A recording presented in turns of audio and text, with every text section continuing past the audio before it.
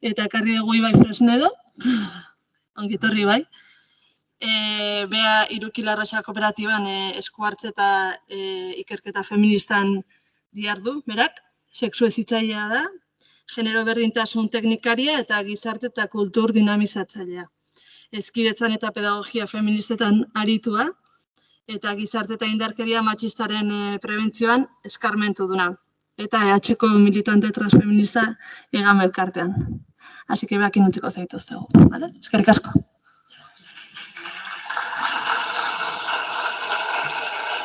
Bueno, egun ondenei,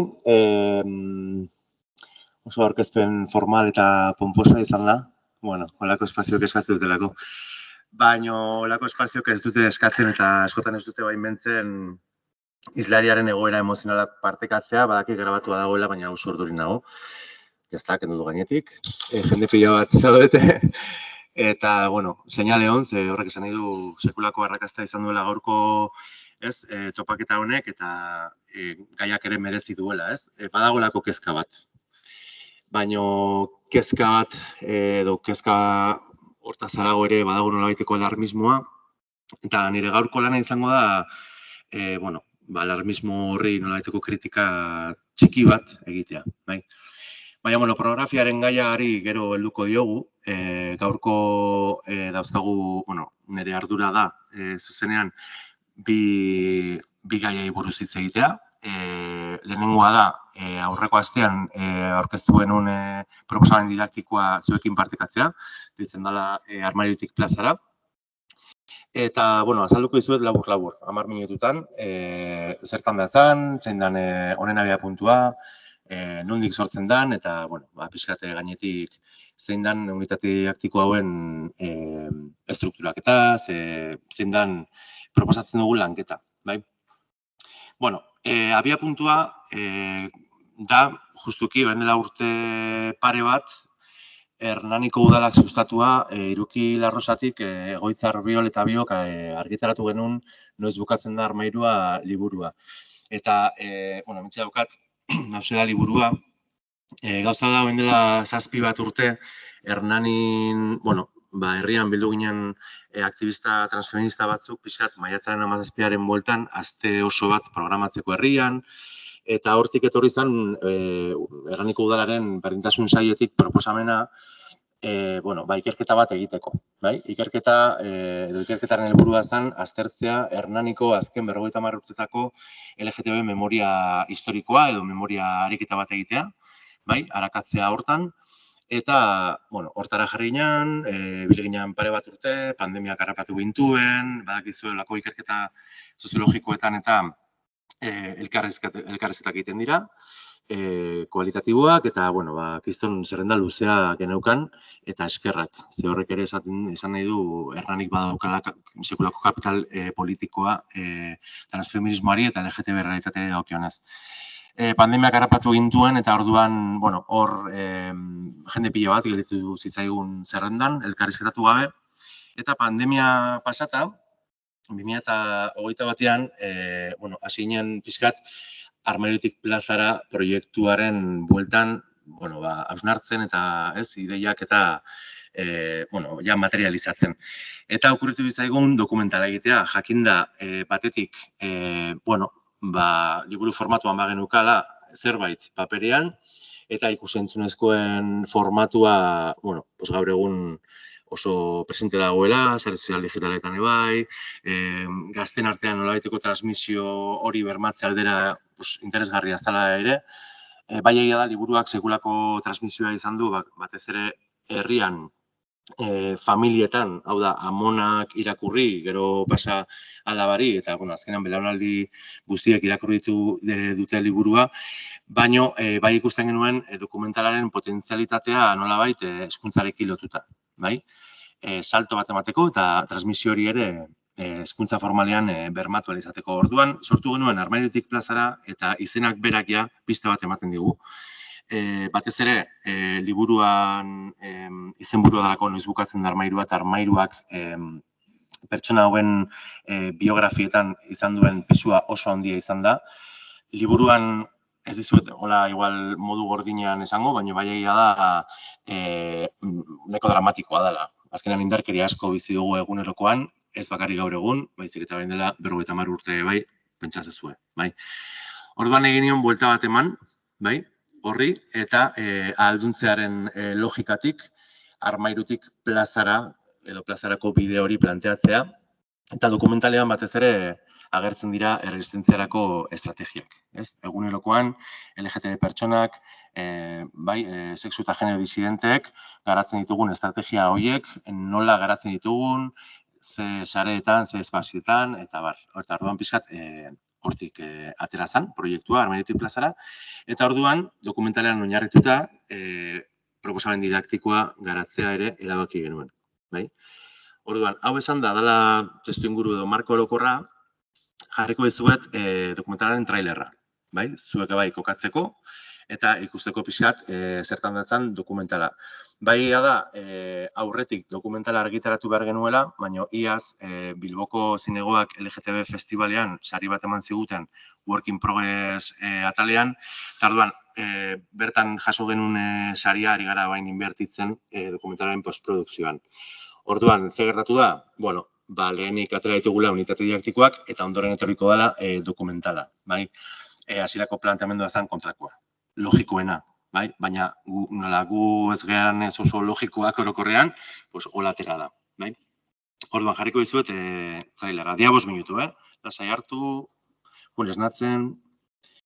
Bueno, bauzan trailerra, hor lagun asko agertzen dira, belaunaldi maskotako pertsonak, Katalin Minerbera, Moio liburua idatzi zuela euskaraz eta gaur egun da bilela aurkezpena egiten gazterazko bertsiorena, itzulpenarena. Eta guretzat ere bereziki importante izan da bi pertsonen parte hartzea batetik Enparpinedarena, Enparpineda lesbiana referente bat Hernanin, baino batez ere estatu mailan, justuki Katalinek ere egin zuen Hernaniko udalak eskatuta liburuzka bat, eta beste pertsona izan da Maialen Lujanbio. Parte hartu dula, bere biografia kontatzen pixkat, eta bertso batzuk botatzen, eta hori izan da kristonako lana. Orduan, dokumentala aurrerago kaleratuko dugu, ez dira zen bitarte segurazki esteka pasako dizuete, orduan hementxe utziko dut. Esatea, ahaztu zaidala, liburua berez euskaraz argitaratu genuela, baina gazteleraz ere badago, eta Daniel Esarri Ugartek itzuli zuen gaztelerara. Dago PDF-en eta Hernaniko udalaren webgunean. Bueno, hau esan da, jarretuko dugu, unitate didaktikoekin, hemen dauzkat, fisikoan, udalak bakarrik atera ditu fisikoan herriko ikastetxetan banatzeko, esklusibo. Bueno, baina zuek eskuragarri izango duzue esteka, izan ere, saiatuko nahi zoain, ez, txoin, zaratik ez, horrela. Hementxe, ez, hori da esteka. Zan nahi dut, nahi bat zuen kuskuseatu mobiletik, da labur.eus/unitate didaktikoak. Hor dazkazue hauek digitalean. Orduan, begiratxo bat ematen dizuen bitartean, nijungo nahiz pizkat azaltzen eta aurkezten. Bueno, esan bezala, bigarren hezkuntza eta batxillergoko ikaslentzako proposamen didaktikoa da, 6 unitate didaktiko osatuta, 6 maila direlako, eta, unitate didaktiko hauen helburuak anitza dira, batetik, aipatu bezala LGTB historiaren mugarriak eta referenteak eskaintzea ikasleei, transmisio hori bermatze aldera, heteroraguari eta matxismoari buruzko kontzientziazio hori sustatzea, eta justuki Hernanik sekulako lana egin du azken urteotan Hezkidetza programaren bitartez, mikrofono hau, saiatuko naiz.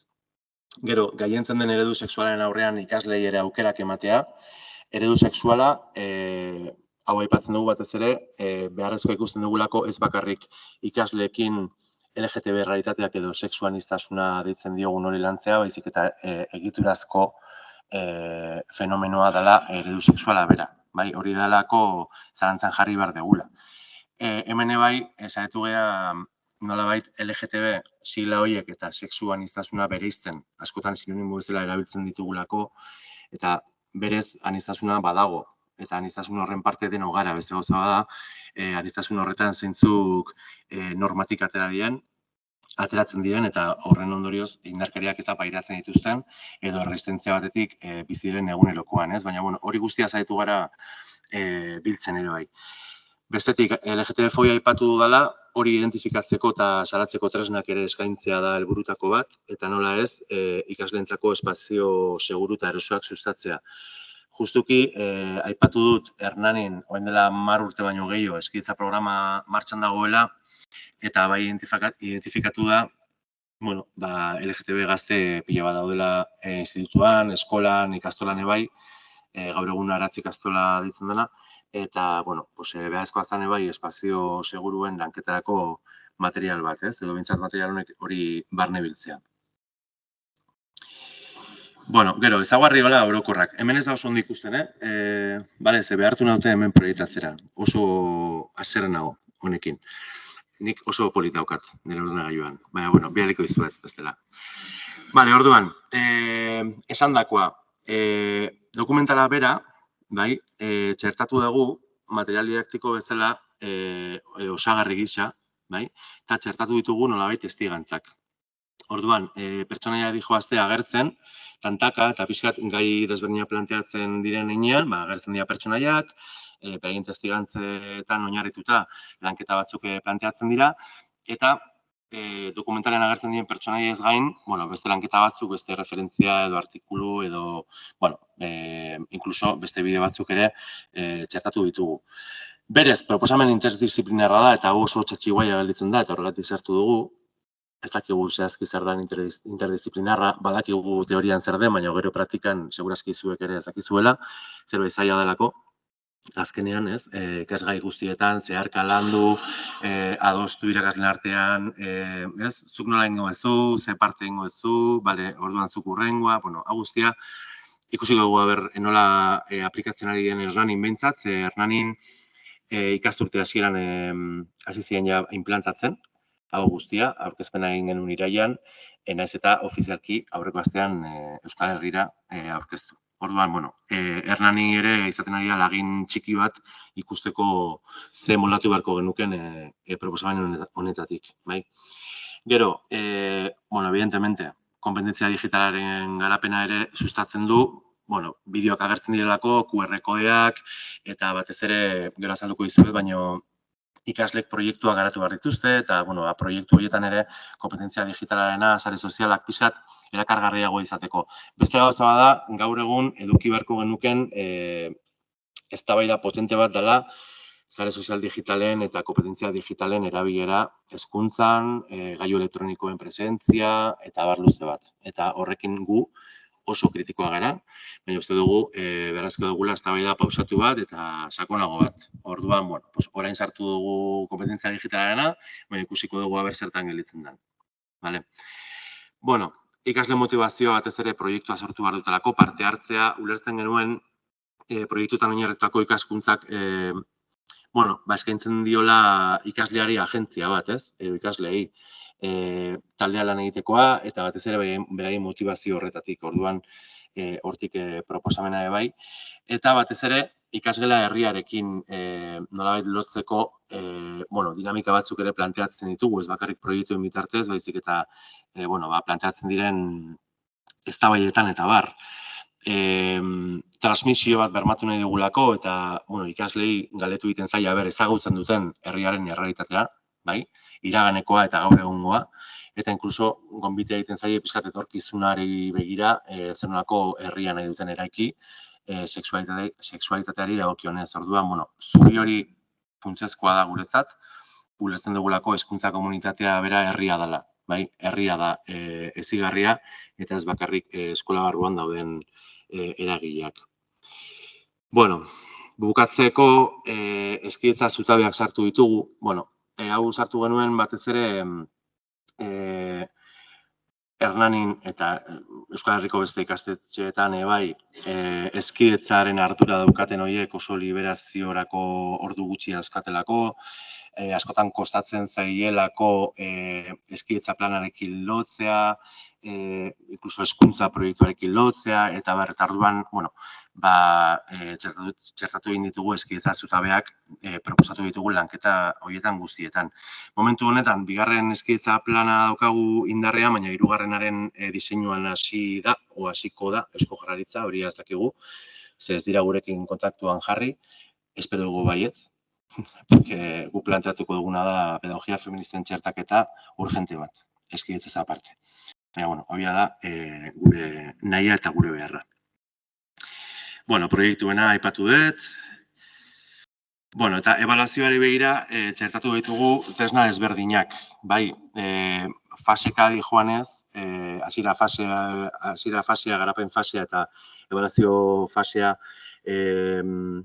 garatuko dugunez, ebaluazioari begira, autoebaluazioa sartu dugu, koebaluazioa ere bai, emaitzaren edo kasuntan ikasle garatuko duten proiektuaren ebaluaziorako errubrikak, amaierako ebaluaziorako beste behin hasierako autoebaluazioarekin konparaketa moduko bat egiteko ikasleen autoebaluazioa egiteko fitxa bai, eta eguneko ebaluazioa. Jakinda ere, 50 minutako klase batean ezinezkoa dela eta ez duela denborarik ematen eguneroko balorazioa egiteko, baina sartu dugu bazpare.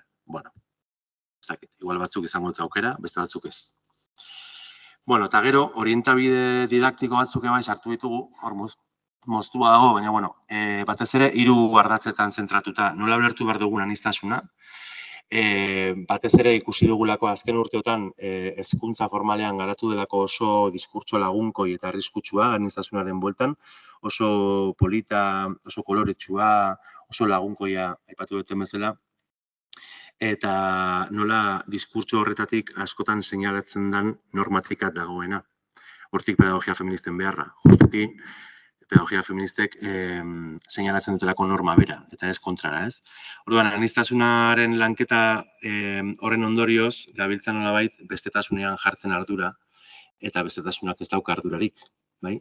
Eta hori guztia saiatu gara, diskurtsiboki ere orientabide hauetan biltzen, beharrezkoa iruditzen zaigulako unitate didaktikoen aplikazioan beran. Gero, hezitzaientzako hainbat gomendio, batez ere, praktikoak, ez? Ikasgelan nola jardun, ze jarrera eduki, nondik gidatu ikasgela bera edo klasea bera, eta mugak eta hobetzeko proposamenak ebai. Hortxe.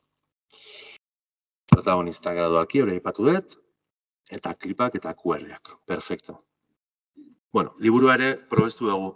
Batez ere, batxillergoan ikusita batxillergoan dagoen lankarga eta bar, ez ditugu hainbeste ariketa planteatu batxillergorako, baina, liburua erabilita eta batez ere historia horren lanketa egiteko edo genealogia horiek landu izateko, txertatu dugu liburua ere bai, ikusten gonelako baliabide pedagogiko interesantea zela ere bai. Eta, listo? Bai. Ez dakit, sartu zarete, estekan? Bai? Hortxe dauzkazue, batetik, baina alo praktiko. Ikasleentzako liburuzka eta hezitzaientzako liburuzkak. Bai? Bertsio digitalean areta praktikoagoa da, ze inprimatu dezakegu horrika, horrialdeka eta ikasurtan praktikoagoa da. Baina proposamen didaktikoaz aparte, edo esan nahi dut, liburuzka hauetaz aparte, bai daudela material gehigarriak, dena deskargatuta, ze gaur egun, demagun, erabili dugula, bigarren unitate didaktikoan, artikulu bat berrian dagoena, hemendik igual eta 5 urtera ez da egongo webgunean. Orduan, hori guztia deskargatuta dago eta hor dago, eta egongo da betirako, espero. Bai? Googleen dago momentuz, baina aldatuko dugu, porque anti-Google gara ere bai, garanti todo. Así que, hau da provisionala. Vale, eta gauzarik garrantzitsuena, aztu zait, garrantzitsuena, bai, ze ez dut azaldu maila bakoitzean planteatu ditugun gaiak. Orduan, DBH lehenengo mailan planteatzen dugu gorputzak, gai bezala, bigarren unitate didaktikoan, bigarren DBH-en identitateak, hirugarren mailan desirak, laugarren mailan justizia soziala, lehenengo batxilergoan ahalduntzea eta bigarren batxilergoan memoria historikoa. Bai? Bueno, hori izan importantea eta azkena izan da botatena. Ba, listo, ez dakit, galderaren badakazuen, edo dena ulertu da. Zemuz goaz.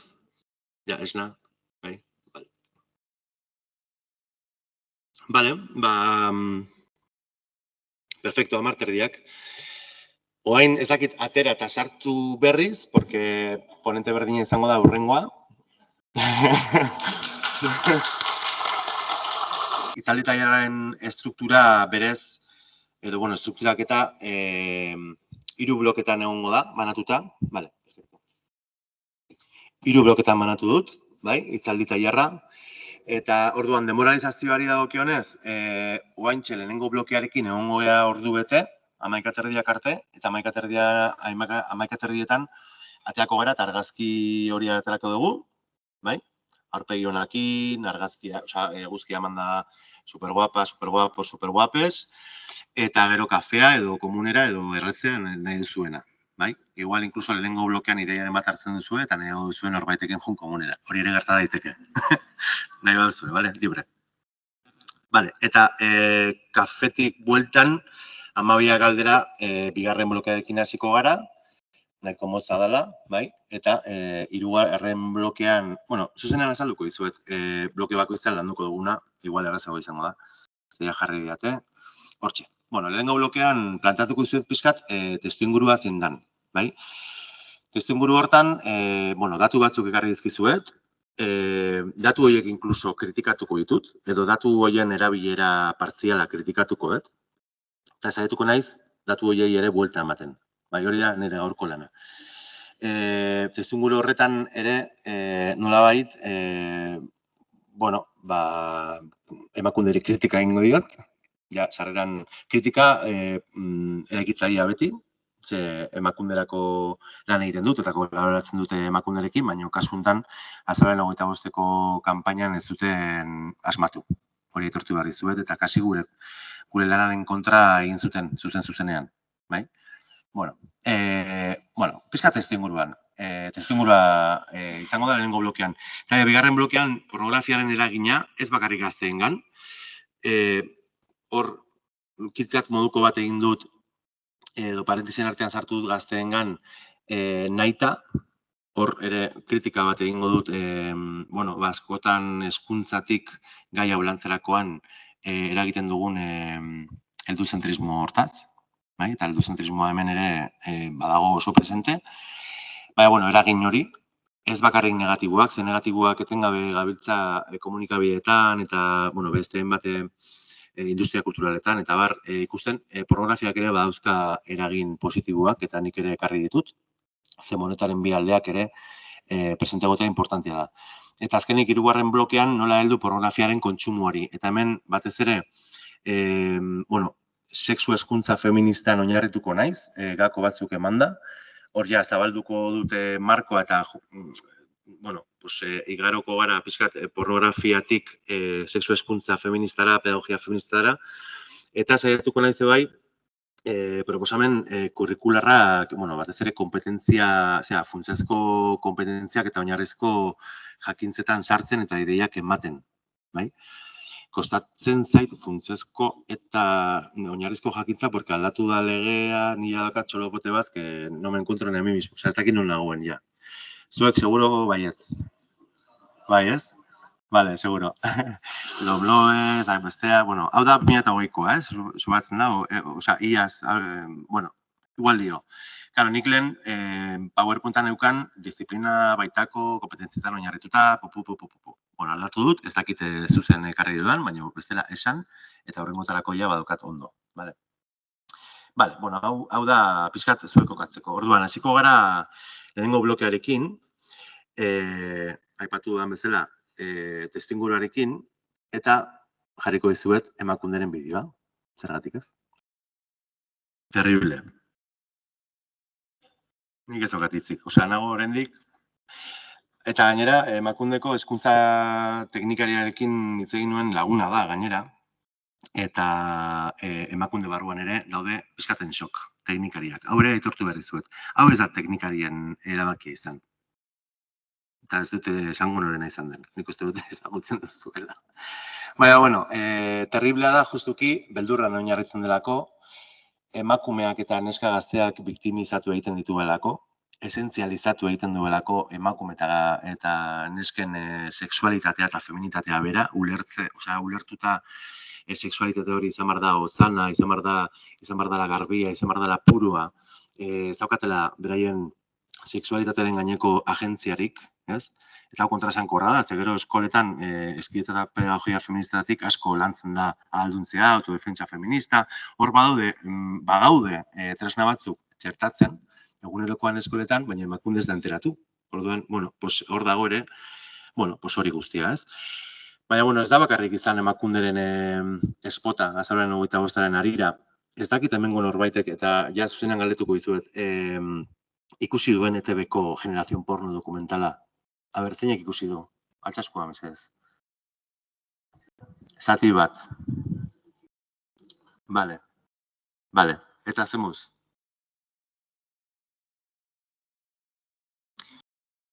Gogorra. Bai, oso gogorra. Bueno, gogorra da, bueno, pixkat, emakunderen hildo berdinetik dijoalako, ez? Eta dokumentalan agertzen diren gauza batzuk interesgarria dira. Bai, eta askotan kritikak egiten ditugunean, lehen horregatik aipatu dut, kritika eraikitzaileak egingo ditudalako, ze aitortu behar da, bueno, lehenik eta behin, holako dokumental bat beharrezkoa dela, bai? Aitortu behar dare bai, hor agertzen diren testigantza batzuk oso interesgarria direla. Esan nahi dut, Santurtziko aita bat agertzen da, flipandon kolorez, bere alabak egiten duenarekin, eta hori da, kriston saplastekoa gurasoentzat, porque ez dira enteratzen. Eta horren atzean dagoen egiturazko arrazoiengatik, ez dira enteratzen gurasoak orokorrean.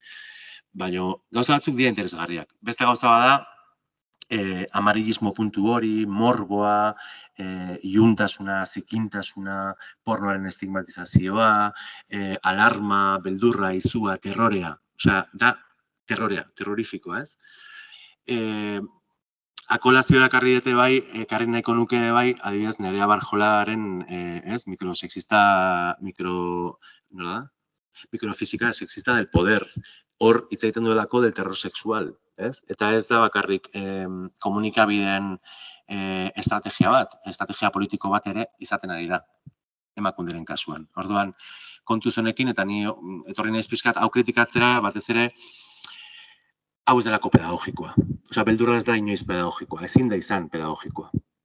Bai, beldurra erabili dezakegu tresna bezala, bai, edo beldurraren ondorioz dauzkagun bizipenak partekatzeko nolabait, eta, bueno, beste estrategia batzuk interesgarriak izan ditezkenak, baina, como tal, modu gordin batean beldurra erabiltzea ez da pedagogikoa, ez da estrategikoa, eta ere gutxiago feminista.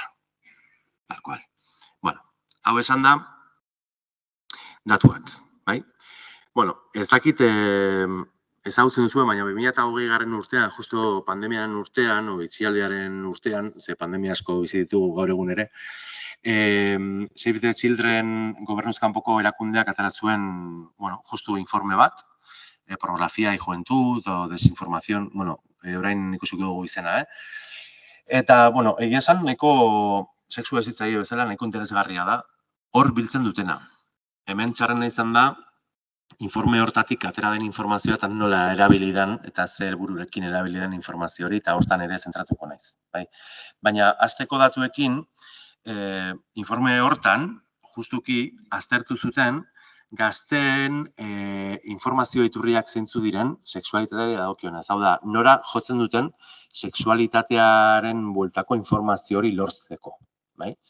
Eta hemen dauzkagu, bueno, portzentaiak, ez? 77 batez ere, edo 77ak lortzen du informazioa berdinen taldean.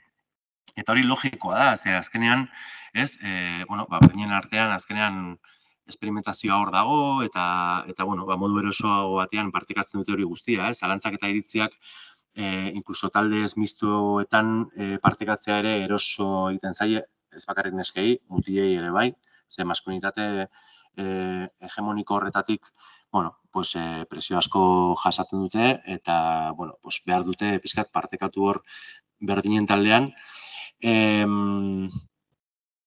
Aipatu dut maskulinitatearena, baina maskulinitatearena ere argi dago balio duela nolabait genero sozializaziorako pornografia, esan nahi dut. Pornografia balio die mutil gazteei sozializazio hori berresteko eta rol batzuk nolabait kristalizatzeko, ez? Eta hori ere ematen da. Argi dago ere bai, nesken kasuan, zintzotzat hartutakoek edo puta etiketa esleituta ez dutenek, pentsat, bai? Zuhurtzia gehiagorekin jokatzen dutela zentzu honetan, eta igual berdinen taldean ez duten beste bilatzen informazio hori eta beste iturri batzuk bilatze dituzte. Beldurragatik ere bai.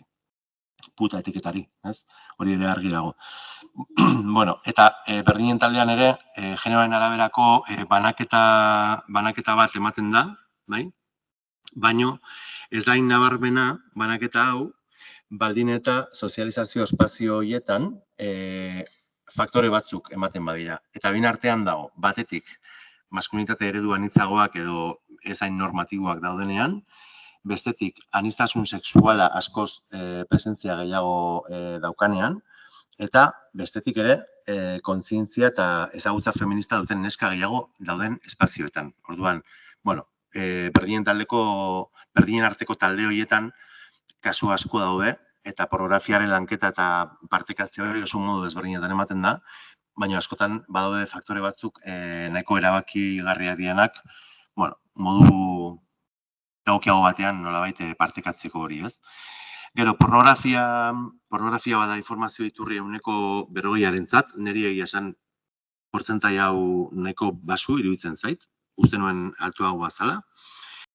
Evidentemente, sekulako arrakala dago neska eta mutilen artean, bai? Kasu honetan, mutilek neskek baino 12% gehiago kontsultatzen dute pornografia. Informazio iturri bezala, ez kontsumorako. Informazio iturria. Jakiteko ze postura, jakiteko, pixkat hortik. Bai? Argi eta garbi pornografia da, sexualitatea edo kasu honetan sexu praktika zehatzak ikasteko biderik zuzenena, eta didaktikoena, eta gero ikusiko dugu zergatik da didaktikoena.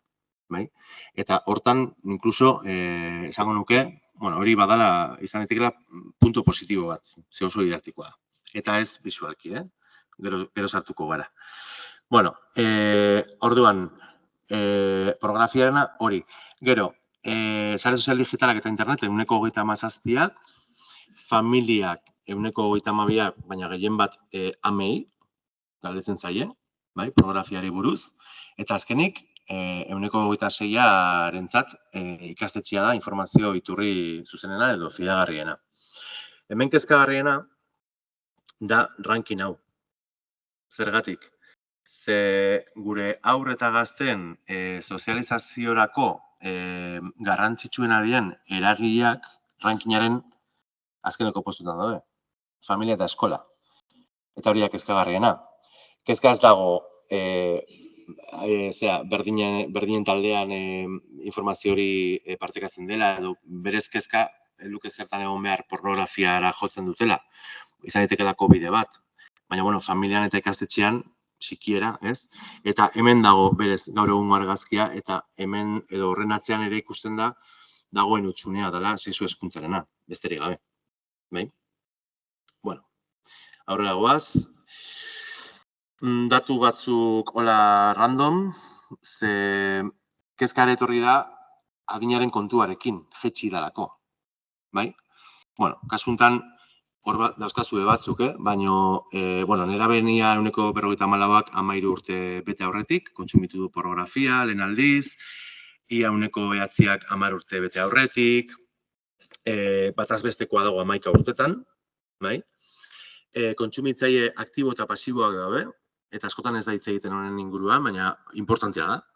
Ze gauza bada aktiboki bilatzea informazio hori edo sartzea edo zein webunetan, eta beste gauza bada, interneten sartu, jarri platano, eta badakigu ze atatzen da platanoaz aparte. Zakil bat atera dakieke, o dena delakoa. Orduan, kontsumitzaile pasibo asko dago, aur eta neraben artean, eta pasibo horiek kontuan hartu egiten dira ere bai datuetan, aurreko datuetan, orduan, bai, kontsumoaren kasuan jaitsi da adina, baina horietako asko dira kontsumitzaile pasiboak. Hau da, ez dute bilatzen beraiek, baizik eta agertzen zaie. Edo, beste batek, kide batek erakutsi egin die edukia. Hori ere kontuan hartzekoa da. Eta azkenik, aldearen aipatu dut, 12%. Habere, barkatu ezken abil hemen, bi ordenagailuekin. Bale, eta, bale. Neraben 48%ak pornografia sexualitatea ikasteko iturri fidagarri gisa balioztatzen du, eta bai dela kezkagarria. Ez pornografia delako, baizik eta jakinda pornografia dela fikzioa. A ber, pues, ikasteko iturri fidagarri gisa, fidagarri. Daki egunean pornografia, gaur egungo pornografia hegemonikoa dela mainstream industriala edo dena delakoa, gero sartuko garela, Ez dela eredurik egokiena, kasuntan oso eredu matxista delako, ba, bueno, fidagarri, pues, hor dago kezka, kasuntan. Gero, nerabeen 30%rentzat pornografia informazio iturri bakarra, osea, ahaztu, ja, berdien taldea, ahaztu, familia, eta hau ere nahiko altua izan daiteke. Gero, pornografia ikusi duten nerabeen 20%ak gutxienez behin argazki edo bideo intimoak partekatu dituzte. Eta nik hemen ez diot kezkarik ikusten. Eta batzuk bai ikusten diozue edo diote. Eta ulertzen dut, bai? Baina, bueno, eztabaidatu dezakegu eta, bueno, aztertu dezakegu zein dan nerabezaroaren, bueno, badakigu, pasa dugu nerabezaroa eta badakigu ze etapa mota den. Beste gauza bada ze intentzioarekin partekatzen den eta partekatu ondoren zein dan erabilera. Ze erabilera egiten den partekatzen den eduki horrekin. Hori da beste eztabaida bat. Baina partekatze hutsa berez oso beharrezkoa da. Bale? Piskat, fantasia mundua elikatzeko, sexualitatea eta norbere mundu erotiko hori elikatzeko. Bueno, ez da gabe.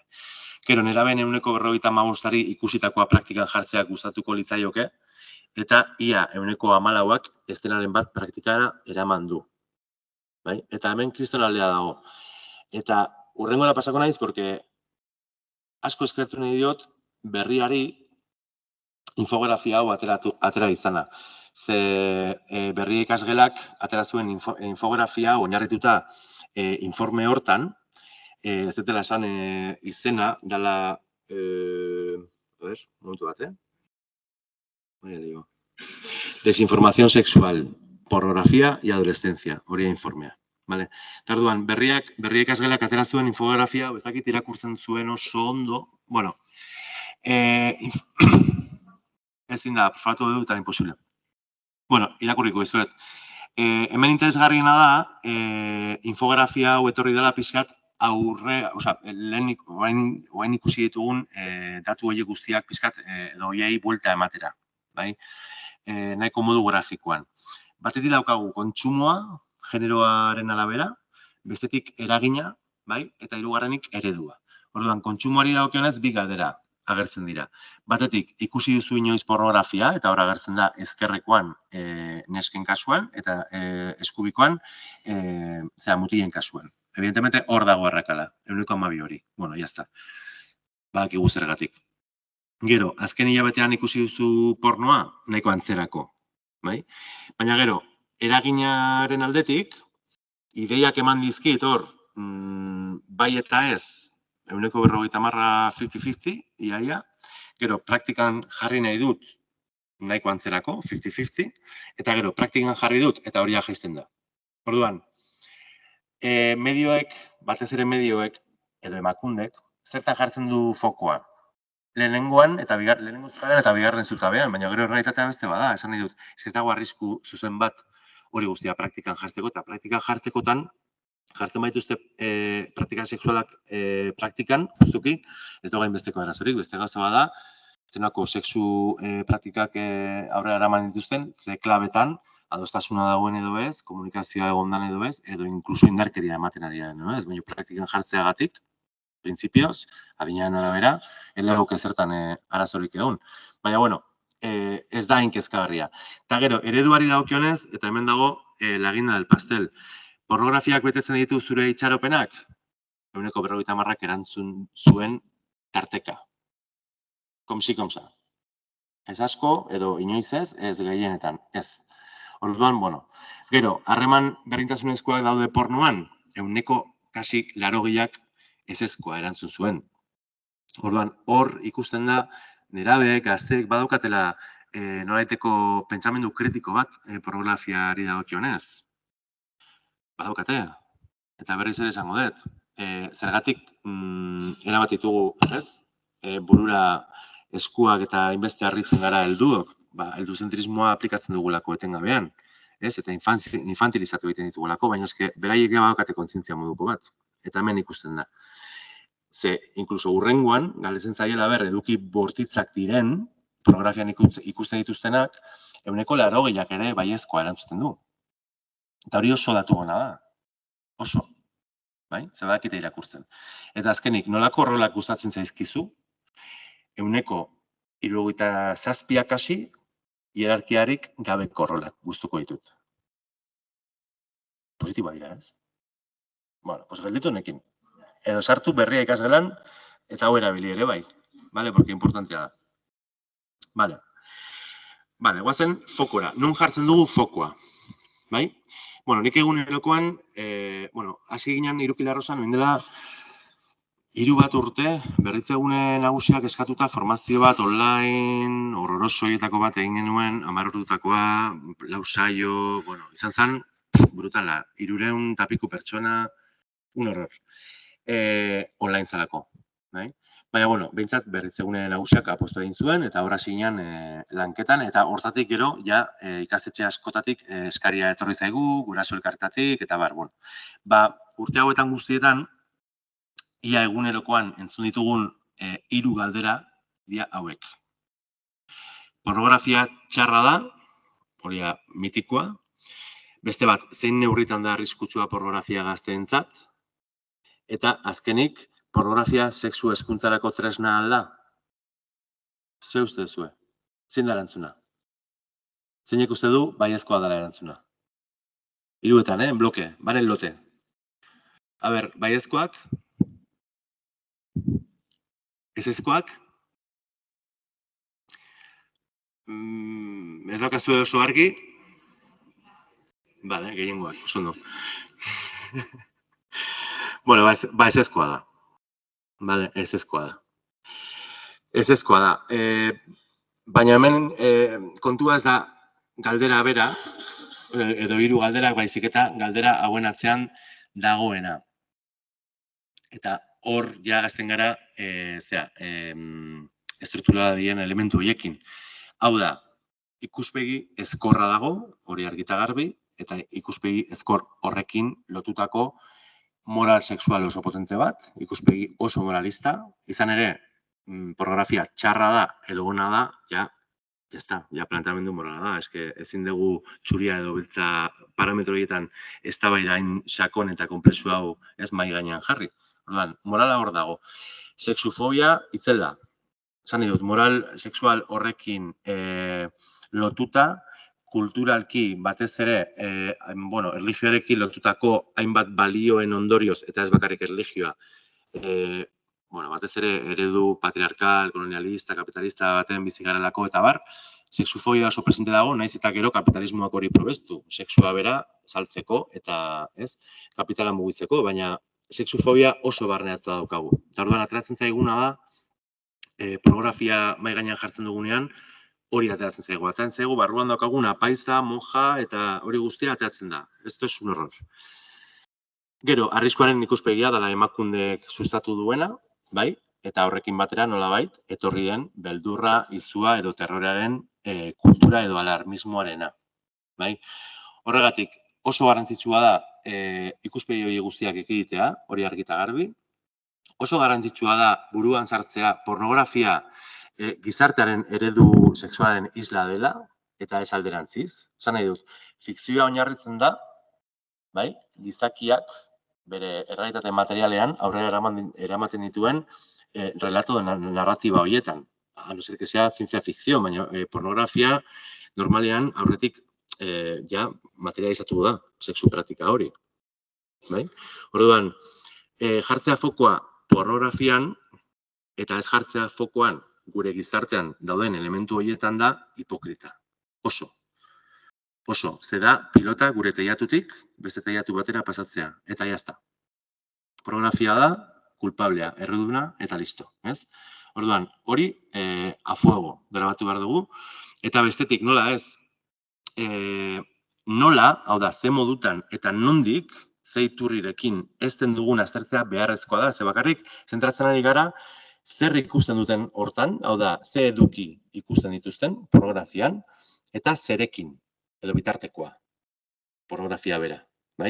Honekin zer esan nahi dugu, askotan ez hitzaile bezala, berdin dit, irakasle, guraso, begirale, berdin dit, zer roletik abiltzan edo zer lanpostutik, landu nahi dugu edo egin nahi dugu nolaiteko kritika bat, sexualitatearena edo inkluso ikasleak jartzen ditugu gure mikroskopioaren lagin gisa, baino gure burua ez.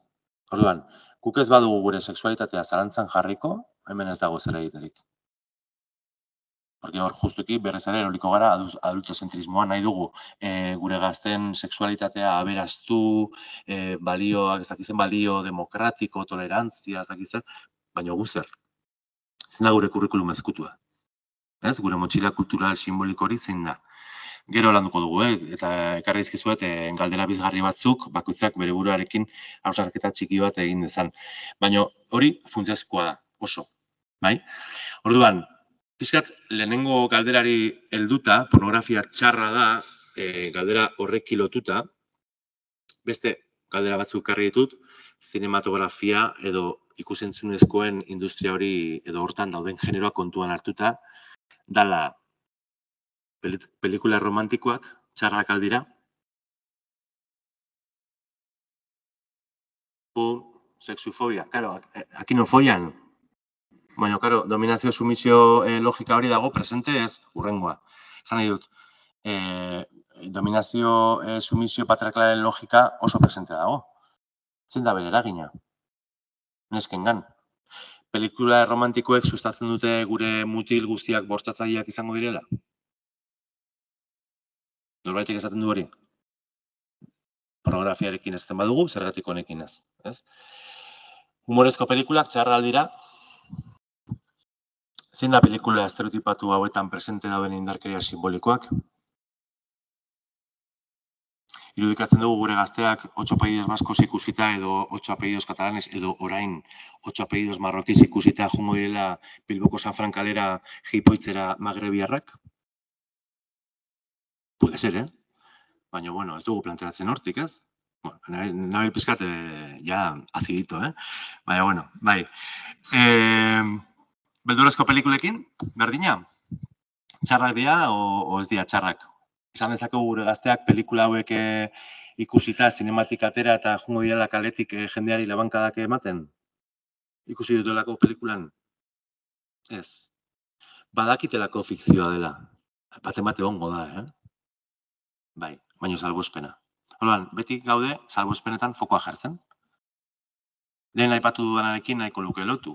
Aniztasunaren diskurtsoa zertan jartzen du fokoa. Eredu hontarako salbuespena diren edo garen hoietan. Bai? Orduan, bueno, pues hemen badaukago hausnarketa bat egin beharra, ez? Orduan, ona eta txarra, evidentemente moralista da eta asko sinpletzea da. Dauka adibidez jartzen dugu oso adibide argia. Porque hori ikusten da oso komplexua dela. Fast food deituriko hori. Comida rápida edo hori.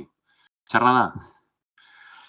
A ber, nutrizioari dagokionez, bueno, pues argi dago ez dela berdina McDonald'seko hamburguesa bat, edo supermerkatuan enpaketatua saltzen den entsalada prestatu bat. Biak dira fast food. Baina ez da berdina, nutrizioari dagokionez, ez? Baina biak sartzen dira kategoria horretan, ez? Are gehiago, ze parametrotan ari gara pentsatzen ona edo txar hori? Zabaltzen dugu pizkat espektroa, askotan behin da berriz errepikatzen dugun ikuspegi intersekzionala txertatu egiten dugu, txertatu beharko genuke. Ze orduan, nutrizionalki McDonald'seko hamburguesa txarra bada, osasunarentzat, bai? Aldi berean, klase ikuspegi batetik, seguraski McDonald'sek ziurtatu dio familia askori zaurgarritasun egoera ekonomiko batean dauden hoiei zerbait eramatea ahora. Eta zerbait jateko, bai? Orduan, nondik ari gara lektura hauek egiten, ez? Orduan, txarra, ona, ez digu alio, badakizuela, espero, ez dela zen egonda. Baina, bueno, ekarri nahi zuen ze hori, bai? Bueno, relatuarekin jarraituko dut, ze errelatuari garen sortzen, instituzioetatik eta gizartean ebai, ondorengo relatua sortzen ari gara. Eta hau askotan entzun dut. Egungo gazteak gero eta lehenago ari dira pornografia kontsumitzen. Bueno, lehen ikusi ditugun datuek hala diote, bai? Baino, beste relatu honek beharko luke. Egungo gazteak gero eta beranduago ari dira sexu hezkuntza jasotzen. Hori da gure leitmotifa. Hori da gure lerroburua. Hori da medioten ez dena agertzen. Hori da emakundek ez duen esaten.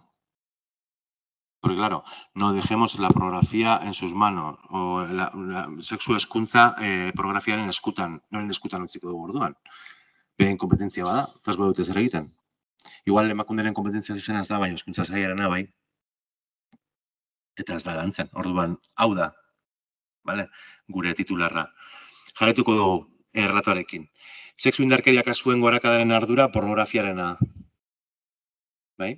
Relatua beharko luke izan, sexu indarkeria kasuen gorakadaren ardura sexu erasotzailearena da. Ez pornografiarena. Tan simple. Hau da titularra. Bai? Eta azkenik, gazteak pornografian ikusten dutena praktikan jartzen saiatuko dira. Beharko luke izan, gazteak eredu anitzetatik, baita pelikula romantikotatik ere, ikusten dutena praktikan jartzen saia daitezke. Osa, ari garaia sententziatzen egin dutela bai ala bai. Bai? Orduan, ez. Beste relato bat sortu behar dugu, eta hori importantea da. Bai? Orduan, orain ikusita, 80 garela, eta metodologikoki ezin naizela oso berritzailea izan, nahi zuek planteatu ados edo ez ados ariketa kolektibo bat. Bai? Orduanik hemen proiektatuko dizkizuet, bueno, azken urteotan ere, eskoletan entzun ditudan, esaldiak edo aipuak edo, bai? Eta orduan, hasiko naiz, irakurriko dugu, eta galdetuko dizuet, zein dago ados honekin? Orduan, altzatu eskua. Eta ondoren, zein ez dago ados, eta berdina. Batez ere argazki bat egiteko, Nahi baduzue iritzia eman, aurrera. Bai? Bale. Pornografia soilik mutilek kontsumitzen dute eta gainera konpultsiboki. Zein dago ados?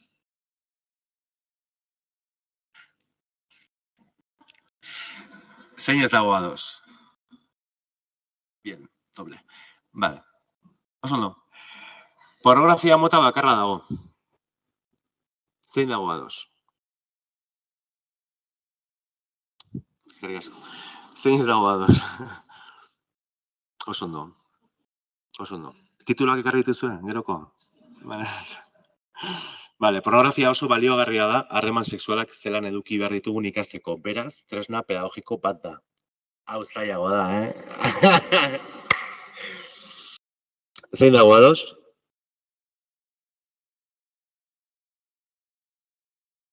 Zein ez dago ados? Eta hemen bai, zein edo kazalantza?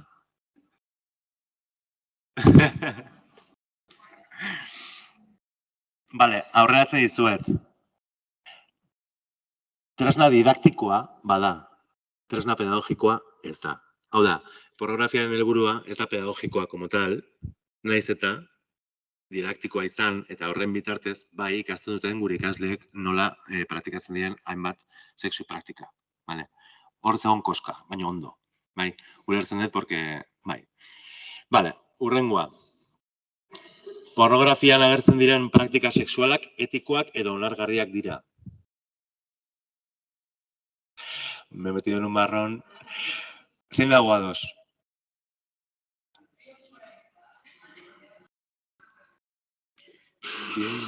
Zein ez dago ados? zeinek uste du erlatiboa dela? Bai, erlatiboa da. Bai. Nik baderik garri ditut, hezkuntzan entzun ditudanak, besterik gabe. Bueno, izan ere hau aldatu nuen, porque berez negatiboan zegoen planteatuta. Bai? Eta inkluso praktika sexual guztiak ez dira etikoak. Hori da, berez. Baina niri, ez da gustatzen. Vale, eta listo, bukatu dugu. Vale. Orduan, orain bukatzeko, pixkat, zertzela da batzuk, batez ere lehen aipatu duan eredu sexualaren ingurukoak. Ez dut gauza berririk esango, baina, bueno, hemen dago batez ere gaur egungo pornografia mainstream horren atzean dauden elementu estruktural horiek guztiak, cis heteropatriarkatutik eratorritakoak, eta, bueno, hementxe, a ber. Bale, bueno, azteko, evidentemente, jakin badakigu eta ez badakizue hemen botako dut, gure eredu sexuala erreprodukzioari lotako eredua da. Eta honen ondorioz, bai identitateak, zein gorputzak, desirak eta praktikak ere hortik eraiki, ulertu eta sustatzen ditugu. Bai? Eta ondorioz, bizi gara eredu sexual batean, edo, bai, gure eredu sexuala kasu honetan, bueno, bada cis heterosexista, androzentrikoa, erredukzionista ere bai, eta erredukzionismoarekin esan nahi dugu praktika erotiko zehatzetara murrizten duela dena, bai, eta ondorioz genitaletara ere bai. Bai, horregatik hortik urrengoak. Hau da, koitozentrikoa ere bada, genitalizatua da, falozentrikoa ere bada, eta monogamo eskontidea. Familia nuklearraren presentzia hor dago, bai? Moralista eta arautzailea aipatu dugun bezala, eta adultista. Adultista ez bakarrik jarrerei dagokionez, baizik eta planteamenduari dagokionez, esan nahi dut. Patriarkatuaren lanbanaketa sexualaren oinarretako bat da, denok ezagutzen dugun produkzio-reprodukzio dikotomia hori, hortik datorre bai gure eredu sexuala erreproduktiboa izatea, bai, edo ikuspegi hori oso presente egotea, baina evidentemente bai produkziorako eta erreprodukziorako gaitasuna duten gorputz bakarrak adinari dagokionez dira bigarren adinean dauden horiek, hau da, helduak. Haurrek eta adinekoek ez daukate, ez baterako ahalmenik, ez besterako ahalmenik. Bueno, se supone, bai? Adinarena ere oso relatiboa da. Bai, ze horrez ez dago bakarrik komponente material edo biologiko edo deitu nahi duzuen bezala. Baina bai da, lehenengo eta hirugarren adinak edo adinei ukatu egiten zaiela sexualitatea, horregatik da justuki adultista. Bai, heldu aroan produkzioa eta erreprodukzioa horrela eramaten direlako. Honekin berdina gertatzen da, pentsamendu kolonialista bai gainean jartzen dugunean lehenengo eta hirugarren munduko herrialdeak planteatzen direnean. Hori horrela da, ez? Edo klaseekin berdina, esan dut lehenengo klasea edo bigarrena, ez? Klase media, ez dakigula non dagoen, munduko herrialdei dagokionez ez dakigu ere non dauden, bigarren mailako horiek, bueno, igual, los de desarrollo, ez? Brasil, India, igual horiek, vale, hori. Baina, bueno, logika nahiko antzeko bat da, edo, bai, litzateke, bai. Vale, jarretuko dugu pixkat, pornografiarekin zer da. Ni bakarrik ekarri dut, definizio tekniko bat, ikusteko ez dela hainbesterako. Pornografia litzateke sexu jarduerak esplizituki deskribatzen, aurkezten edo erakusten dituen lan literario, artistikoa, zinematografikoa eta abar, sexualki kitzikatzeko helburuarekin. Bueno, hau da, definizioetako bat. Zergatik ikarri dut hau? Bueno, segurazki guk lotzen dugulako pornografia ikusentzunezkoekin. Eta oso ikusentzunezkoen industria zehatzekin. Baina zainteresgarria da artean ikustea pornografia, zainteresgarria da irakurtzea pornografia, eskulturetan ikustea, bestelako adierazpen artistikoetan, beste modu batzutan, ez? Eta orai ez postpornografiak lan asko egin du, zentzu hortan, ez? Artetik ere pornografiari buelta bat eman eta resignifikatu eta, bueno, konplexua da, pornografia oso beharrezkoa dugu, betidanik beharrezkoa izan dugu. Historian zehar ikusi dira adierazpen artistikoetan ere hor irudi asko, eta, bueno, hau da definizioa. En principio, todo bien. En principio, todo bien. Claro, gero ja, sartzen gara, pornografia ereduekin. Eta, bueno, evidentemente, aipatu dudana, eta gaiendu egiten dana, da pornografia mainstream, edo industriala, edo komertziala den hori. Gehien kontsumitu egiten dan, pornografia da, eta justuki, eredu matxista, arrazista, lodifoboa, gerontofoboa, eta fobia guzti horiek bere baitan dituena. Gero daukagu pornografia feminista, queer, transfeminista, postpornografia ere bai, etikoa ere bai, india, eta dena delakoa. Bueno, dira oso pornografia desberdinak, evidentemente. Elkarrekin sartu ditut, como sola otra edad, pues, bueno, pues logika horretatik, baina, baina, hauek bai egiten dutela, sekulako lana, nolabait, pornografia mainstreamian agertzen den iruditeri hori edo incluso lan baldintzak ere zalantzan jartzen, bai? Eta nola ez, emakumentzat eta bestelako sexualitate ez ohiko edo normatiboentzat alternatiba erotikoak bilatzeko esfortzuak ere egiten dituzte pornografia mota hauetan, bereziki beste gorputz batzuk eta bar, ez? Da gero, azken urteotan, bueno, pornografia amaterra beti egonda oso presente, bai? Lehen VHS-en grabatzen ziren zintak eta hori guztia, gaur egun pornografia amaterran bueltan daude plataforma pila bat. OnlyFans eta beste batzuk. Ni bakarrik OnlyFans kontsumitzen dut, baina esan nahi dut, ez? Eta gero, sare sozial digitalak ere bihurtu direla eta ligatzeko aplikazioak pornografia amaterrerako kanal moduko bat, ez? Eta, bueno, hor dago ere bai, errealitate hori, gazteen artean ere gero eta presentzia gehiago daukana, bai? Eta hor, bai daudela jarrera batzuk izan daitezkenak kezkagarriak. Hau ere, esan behar daukat. Baina, bueno, balio dute. Beste hainbat gauzetarako, bai positiboki zein negatiboki. Bai. Bale, zemuz goaz? Ondo?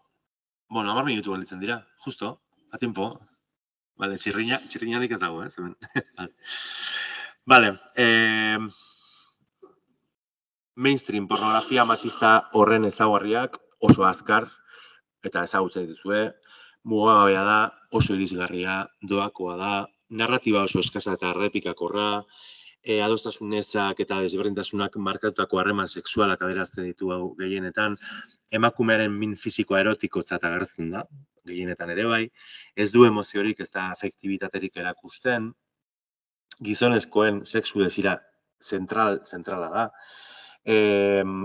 gidoi moduko bat azaltzen da, oso zehatza eta hortik dator errepikakortasun hori ere bai, koituaren aurretiko eta ondorengo momentuen gidoi hori nolabait hor dagoelako, ez dago zaintzarako denborarik, ez intimitaterik, ez sedukziorako denborarik, ez zer.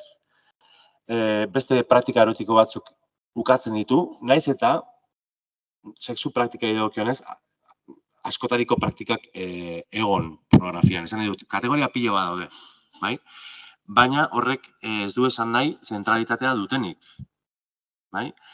Bueno, badakigu, sarketak daukan zentralitatea. Beste guztia da, fetichismoa, edo filia, edo zerbait iluna, edo, ukabila sartu dio, ez da, genuen buke horror, horroroso, ¿ez? Como follamos como monjas y tal, pues horroroso todo.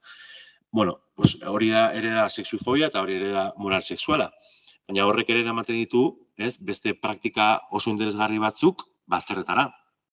Pornografia mainstreamean ere bai, naiz eta Pornhub eta holako plataformetan presente egon, bai? Baina, bueno, simbolikoki ez da beste.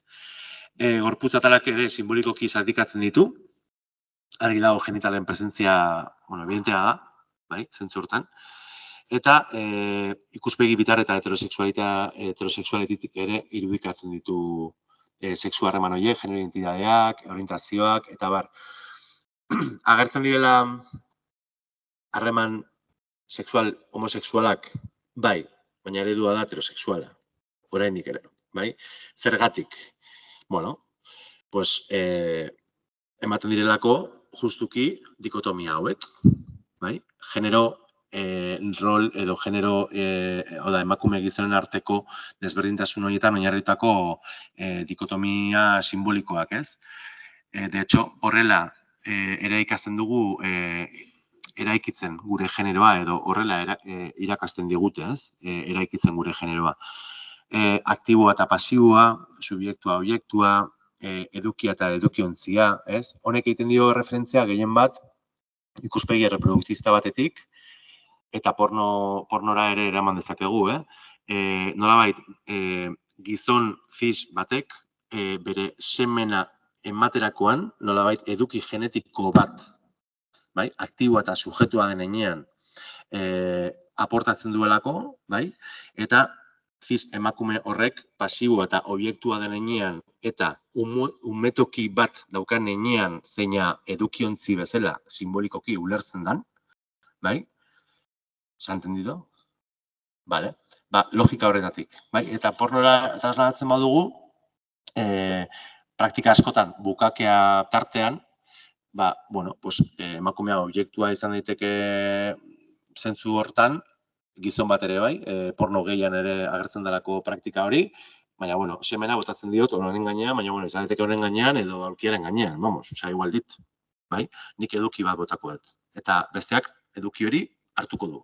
Edukiontzi bat izango da edo objektu bat izango da. Logika horretatik, bale? Gero, iniziatiba duna eta iniziatiba eza, hemen bai dagoela kriston aldea errealitatearekin. Ze gaur egun ja, inkluso ligatzeko, bueno, claro, ligatzeko aplikazioekin beste rollo bada. Baina, bueno, hemen ja iniziatibaren kontuan, bueno, gauzak aldatu dira, ez? Lo de entrar a alguien, bueno, pues, lehen zan gizona, gaur egun ja, hori pizka gehiago lausutu da, baina pornoan mantentzen dute oso modu tradizionalean oraindik. Penetratzailea eta penetratua, evidentemente, hemen dago ere bai honen atzean maskulinitatearen ideia, edo gizona ezin dela penetratua izan, eta penetratua bada orduan emakumearen isla bezala agertzen dela, gizona bera, pornoan eta errealitatean ere bai, edo marrikoia da, edo dena delakoa. Dominantea sumisioa, desiratzailea desiratua, provokatua provokatzailea eta heldua heldugabea. Bai? Hemen bitxia, ze provokatua provokatzailea, esan nahi dut, ezkerreko hoietan, nolabait, gizona irudikatuko genuke, eta eskubikoetan emakumea. Bai? Baina provokatua eta provokatzailean, nolabait, agentzia hori, edo horri buelta ematen zaio. Bapatean emakumea pasatzen da subjetua izatera, eta, da provokatzailea, ekintzaren, ekintza aurrera ematen duena. Hor, bueno, bitxia da, eta ala da. Vale, eta hoin bai, el momentazo kategoria matxista hauek, bueno, pornografia matxistaren kategoria didaktiko hauek, hau dira kategoria batzuk. Askoz gehiago dago, eta kategoria hauek dira pornografia heterosexualarena, bai? Ez dakit zergatik bukatu nuen pornografia heterosexuala ikusten. Ibai Fresnedo naiz, eta ez dut kontsumitzen pornografia hori. Baina, bueno, nire logika heterosexista horretatik, uste nuen denak izango zinetela heterosexualak, eta orduan hori ekarri dizuet. Vale. Orduan, gaika antolatuta daude, hau da, zergatik dira didaktikoak, hori da galdera, eta erantzuna da, gaika antolatuta daudelako, ikusgarriak eta erakargarriak, izena, eta, evidentemente, gero ikusten dena bisualki. Oso deskriptiboak izan daitezkelako, osea, badakigu etiketa irakurrita, zein dan atzean dagoen edukia. Dominazio sumisio logika elikatzen dute, denek, ia denek. A ber, igual gafas no. Gafas no. Bai. Baino, evidentemente, incestos, bukake, bueno, ia gehiengoak, bai? Eta praktika klasifikatzeko eta ikasteko erraztasuna. Bueno, lehen aipatu dut, ez? Eta hori ere azpimarratzekoa da. Eta dira, 11 eta 25. Tatxegaldia, maravilla. Vale, aurreratuko dizuet, gero landuko dugula pornografia industrialaren eragina, eta azkenik proposamen kurrikularrak, vale? Pizkat, kokatuak egoteko. orain argazkia, kanpoan, eskaileratan, eta gero 12 bueltan. Puntual.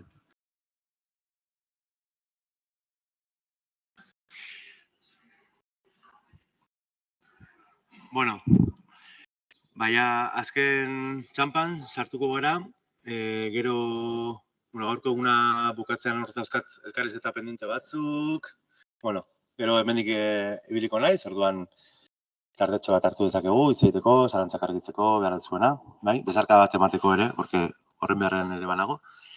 Eta hori esan da, ez dakite zemuz komunean. Ondo? Komunean oso ondo. Vale. Bueno, bigarren blokearekin jarretuko dugu, kasuntan zentratuko naiz pornografia industrialaren eragin horietan, lehen aipatu bezala gazteengan jarri dute parentesin artean, ze eragin horiek gugan ere, badoketalako, eragina, justuki. Eta esan bezala, beti mahai gainean jartzen dugu, edo jaz ditugu aspektu negatiboak, hasiko naiz aspektu positiboetatik, bai? Nahiago dalako perspektiba hori zuekin partikatu aurrena, eta, nahiko evidenteak izan daitezke, baina nik ekarri behar nitun, bai? Zelan eragiten du positiboki pornografia orokorrean eta zehazki gazteengan. Batetik, sexualitatearen esplorazioa, hori argi daukagu. Batez ere, gazte batzuentzat pornografiak bere sexualitatea esploratzeko eta batez ere, zaletasun eta fantasia sexualak ezagutzeko bitarteko badalako, eta hori ezin dugu ukatu. Guretzat ere nahiko baliogarria izan daiteke. Beste gauza bada, eredua. Eta gero saiatuko nahi zebai desberdintzen. Eredua bera, eta praktikak, eta inkluso lehen aipatu dugu ere bai, orain botako dut, lehen ere aipatu dugu dominazio, sumisio logika hori oso presente dagoela errotuta dago, pornografia mota mainstream horretan, industrial horretan, baina horrek ez du esan nahi gero dominazio eta sumisioan oinarritzen diren praktikak ez direnik egokiak edo toksikoak izan behar direnik edo indarkeriaren erabilera zuzenean estigmatizatu behar dugunik. Azkenean, sexualitatea ari gara eta sexualitateak ez dugu balio bakarrik esploratzeko gure sexualitate hortan edo dimentsio hortan, baizik eta aurrera eramateko praktika batzuk jolasetik. Eta jolasetik interesgarria da ere bai, dominazio eta sumisio rol horiek esperimentatzea, batzuk erosoago egongo dira, beste batzuk zain beste, baina hor daude. Eta horiek ere ezin ditugu ukatu. Hau aipatzen dut, ze askotan zuzenean estigmatizatu egiten dira praktika horiek, eta jakin badakigu, logika horretan oinarritzen den disiplina oso bat, kasuntan dela BDSM-a, sexualitatean esparruan, komunikaziorik jarioena daukan disiplina dela, justuki. BDSM-a praktikatzeko beharrezkoa direlako oso kode markatuak, oso kode zehatzak, asko oinarritzen direnak. Ez bakarrik komunikazioan, baizik eta konfiantzan ere bai. Orduan, eta adostasunean, nola ez? Orduan, demonizazio moduko bat bai ematen dela, eta hau argitu behar nuen, batzuk bai praktikatzea ditugula horrelako praktikak eta demonizazioa egunerokoan pairatzen dugu epai formatu hortatik. Esplorazioa o experimentazioa aipatu dut, baina, evidentemente, sexu hezkuntza alternatibo gisa balio du, edo balia die, gazteei. Ez dagoelako sexu heziketa integrala, hau ez da berria, zuek badakizue. Orain, se supone, behintzat, Espainiar estatuan aprobatu zen la ley del sí famatu hori, eta hor bai biltzen dela sexu heziketa integralaren lanketaren derrigortasuna, eta ikusiko dugu horren aplikazioa, nien enabil oso itxaropentzu, baina, hortxe dago, lege batean, gero hori guztia materializatzea eta hezkuntzan aplikatzea beste kontu bada. Baina, argi dago, lehen ikusi ditugun datuak ikusita, informazio iturri oso importantea dela pornografia, eta gaur egun behintzat gazten paradigma hortan edo errealitate hortan, badela sexu heziketa alternatiborako bide kasi bakarretako bat. Bai? Bestetik, sexu antsietatea murriztea. Honek broma ematen du. Eta segurazki, antsietate horren askapena edo askotan etorriko da masturbazioaren bidetik, bai? Baina hau ez da, botako dut C2 mailako esaera bat, hau ez da ontzaren gauerdiko estula, bale? Zergatik, konprobatu da, pandemiatik ona gazteen artean pornografiaren kontsumoa igo dela, baina kontsumo hori edo horrek daukala korrelazio zuzen bat gazteen osasun mentalaren egoerarekin. Eta osasun mental horretan antsietatea daukan paperarekin. Orduan, sexualitatea, kasu honetan masturbazioa praktika bezala, bai dala ihesbide moduko bat, bai, gazteen ongizaterako. Eta, bueno, sexu antsietatea murrizteko pornografia bada kanaletako bat, oso bizuala delako eta oso kontsumo azkarrekoa, hori lehen ere ikusi dugu, bai. Da pizkat fast food edo fast sex, baina, bueno, zentzu hortan ari nintzen aipatzen. Eta ez bakarrik horrengatik, baizik eta pornografiak tentsioa arintzeaz aparte ere balio duelako edo balio dielako gaztei ingurune pribatu eta seguru batean beren nahiak ere aztertzeko. Eta beren gorputzak ere, kasutan masturbazioaren bitartez edo ferekin bitartez, beren gorputza ere ezagutzeko. Bai? Eta hori oso garrantzitsua da. Eta azkenik, sexu aniztasunaren azterketa moduko bat egin ahal izateko ere balio digu edo die gazteei, lehen aipatu dut eta ikusi ditugu etiketa pila bat, eta hor badago nolabaiteko aniztasuna, badago sexu orientabide pila bat, genero identitate pila bat agertzen dira, sexu praktika pila bat ere bai, nolabaiteko aniztasuna azaltzen da, eta hori positiboki irakur dezakegu, baino bestalde, monetaren bestaldean daukagu, behintzat pornografia mainstream horretan, aniztasun horren erabilpen instrumentalizatu moduko bat, edo nola fetitxizatu egiten diren, aniztasun horiek guztiak, edo inkluso exotizatu egiten diren. Bai, eta hemen ja sartzen dugu etnia edo arrazaren konponentea. Orduan, bi alde horiek daude, baina bai egia da, egunerokoan gazteek ikus ez ditzaketen 11 eredu, sexualitate dagokionez, pornoak bai eskaintzen diela hori. Eta hori positiboki baloratu behar da, minimamente. Nahiz eta beste aldea ere horregon. Bueno, horiek positiboak, igual gutxiago direla, negatiboak gehiago dira. Bueno, negatiboki, nagusiki, sexualitatearen ikuspegi erabat desitxuratua. Ikusi dugu lehen pornografia mainstreamaren elementu horietan, eta argi dago, ikasten dutela hortik eta desitxuratu egiten dutela sexualitatea bera, ez? Gero, plazeraren ulerkeran eta horren eskuragarritasunean eta zilegitasunean ere, edo ideia horretan, nahiko negatiboki eragiten du pornografia mainstream matxista horrek zentroan jartzen duelako gizonaren plazerra batez ere, bai, hortik eskuragarritasunaren kontua eta evidentemente zilegitasunarena, ez? Eta, hor badaukagu beste erronketako bat. Gero, maskulinitate eta feminitate ereduena, hau ere eta berria, baina esan behar nuen, bai?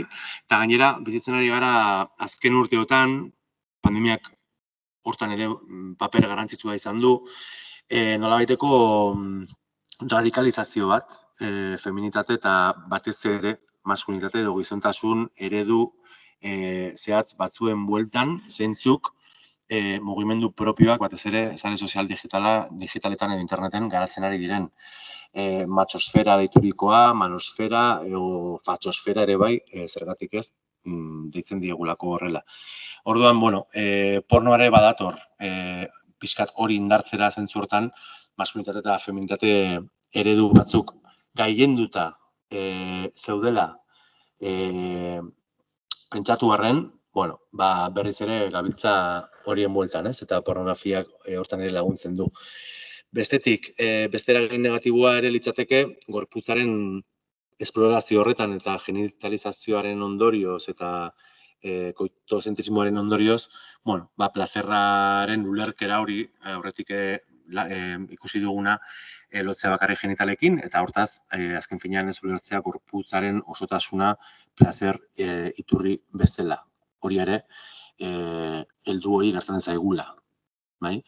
Eta hemen, aipamen berezia egin nahiko nioke mugimendu diskari edo elbarriei, ze hor, evidentemente, jende asko jaio da elbarritasun batekin, baina beste batzuk, beraien biografiaren erdian, batean, ez behar batengatik, elbarritasun bate hasi dira experimentatzen, bizitzen eta gorpuzten, eta resignifikatu behar izan dute beraien gorputza eta ondorioz beraien plazerraren ulerkera eta gaitasunare bai, eta dezentralizatu genitalietatik, ez?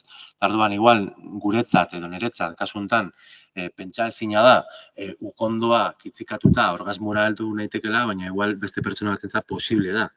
Eta zergatik da posible, gorputzaren potentzialitatea hor dagoelako, eta plazer iturri gisa badagoelako aukera, bai? Lortzeko orgasmo bat, genitaletaz harago egindako kitzikapen baten ondorioz. Orduan, hor nolabait gu gara mutilatuak gaudenak zentzu horretan, eta hau ez da bakarrik pornografiaren ondorio zuzen bat. Da, lehen ikusi dugun eredu sexual horren ondorio zuzena.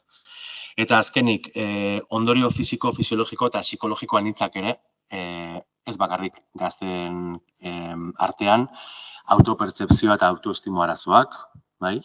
Asko deribatzen dutela bestelako zea batzuetan, egoera batzuetan, anorexia dela eta edo dena delakoak, ejakulazio kontrolik eza, lehen ikusi dugu eta ematen du estereotipoa bat, baina bai egia da, lehen galdetu dizuet, ez?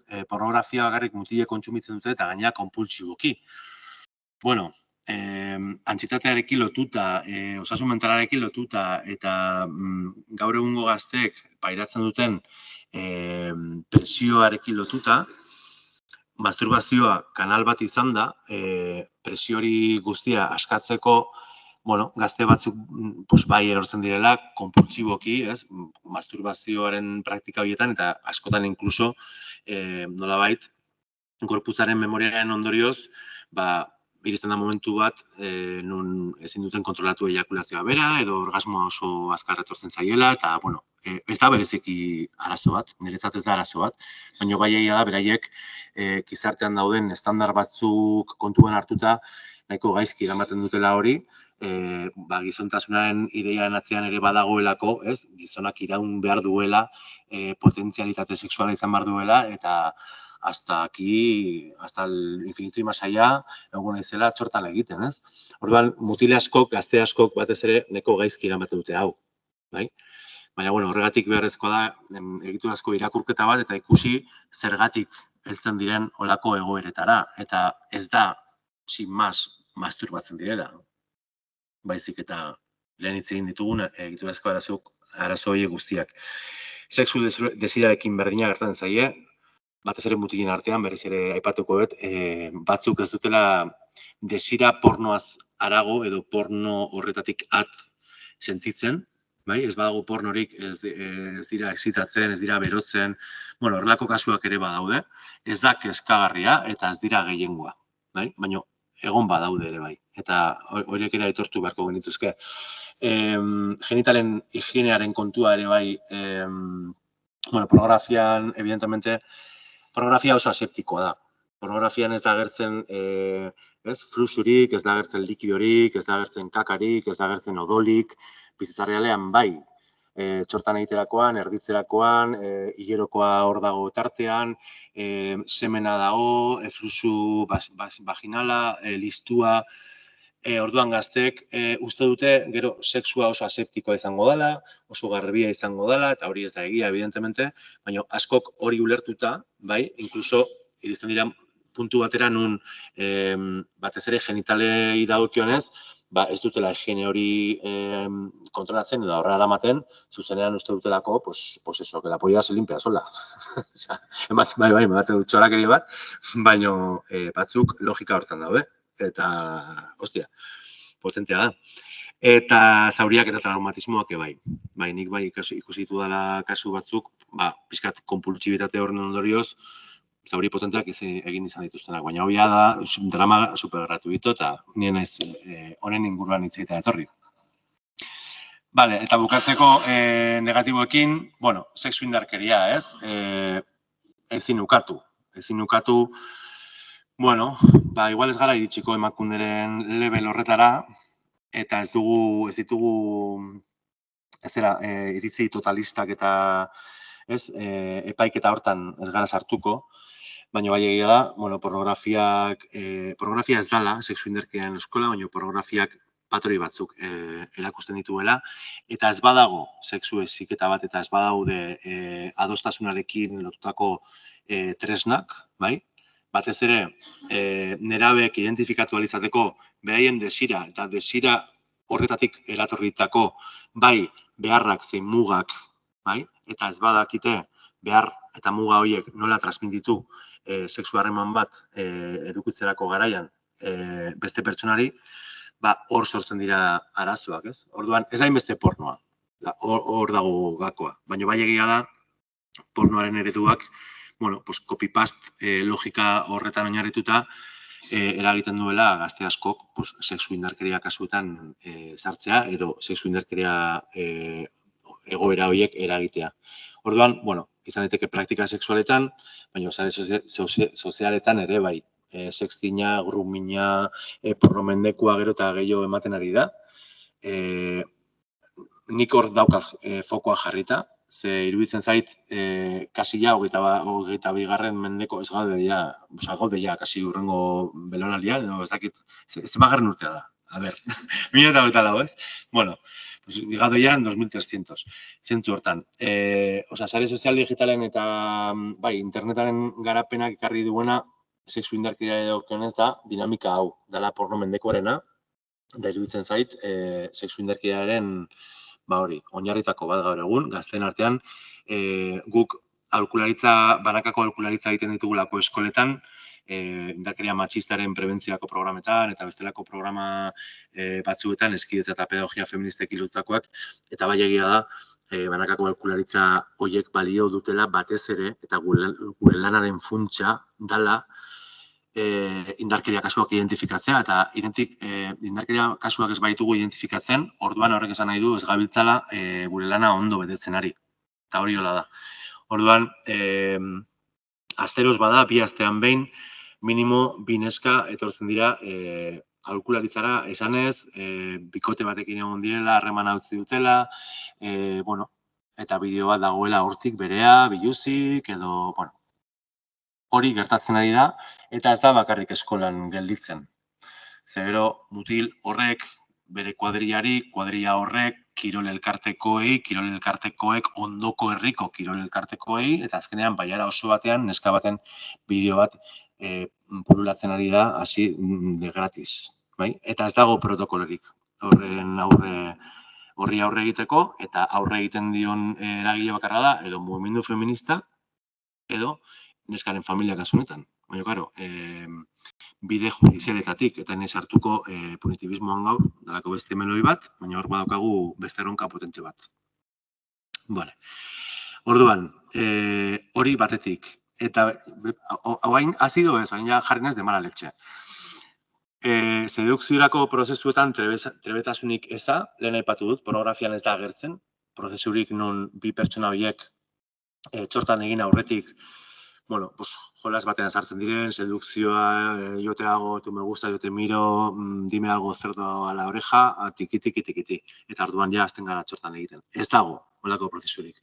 Orduan gero, gazteek ez dakite bizitza realean, eta hortan ere, evidentemente, pandemiak asko eragin du, eta ez bakarrik pandemiak, baizik eta ligatzeko aplikazioek ere eragin dute, gaur egungo gazteek ez daukatela tresnarik ligatzeko, sin más. Eta berez ere aipatuko dut, aholkularitza horietako galdera estrella, askotan da emangakoak ligatzeko pertsona batekin.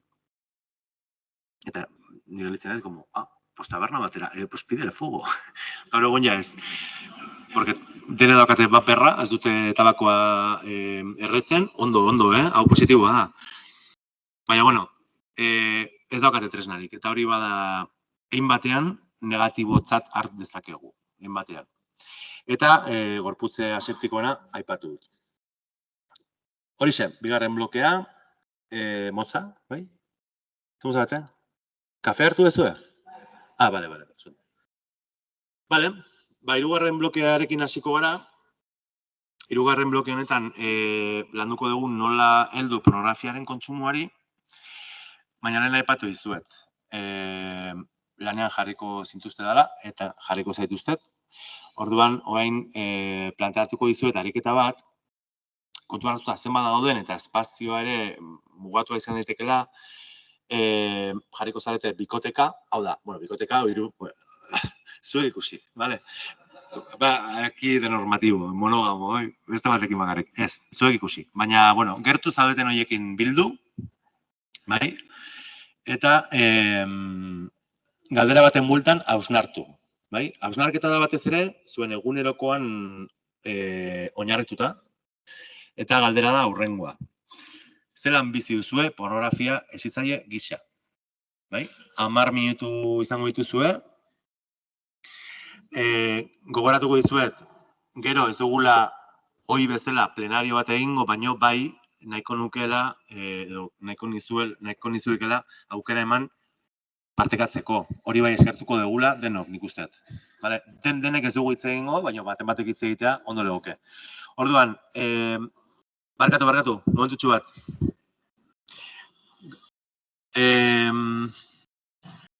Galdera orokorra hau da, baina gero proiektatuak izango dituzue hauek, bai? Hau da, zer uste duzue pornografiak helarazten duen ereduari buruz, landu izan dugu lehenengo blokean. Gero, zer uste duzue gazten artean duen ikusgarritasun eta kontsumoari buruz. Zer uste duzue zuen hezkuntza esparruan egiten diren lanketei buruz. Zer uste duzue familiaen partetik entzuten duzuenari buruz, eta azkenik zuen kezka edo beharrei buruz zerbait.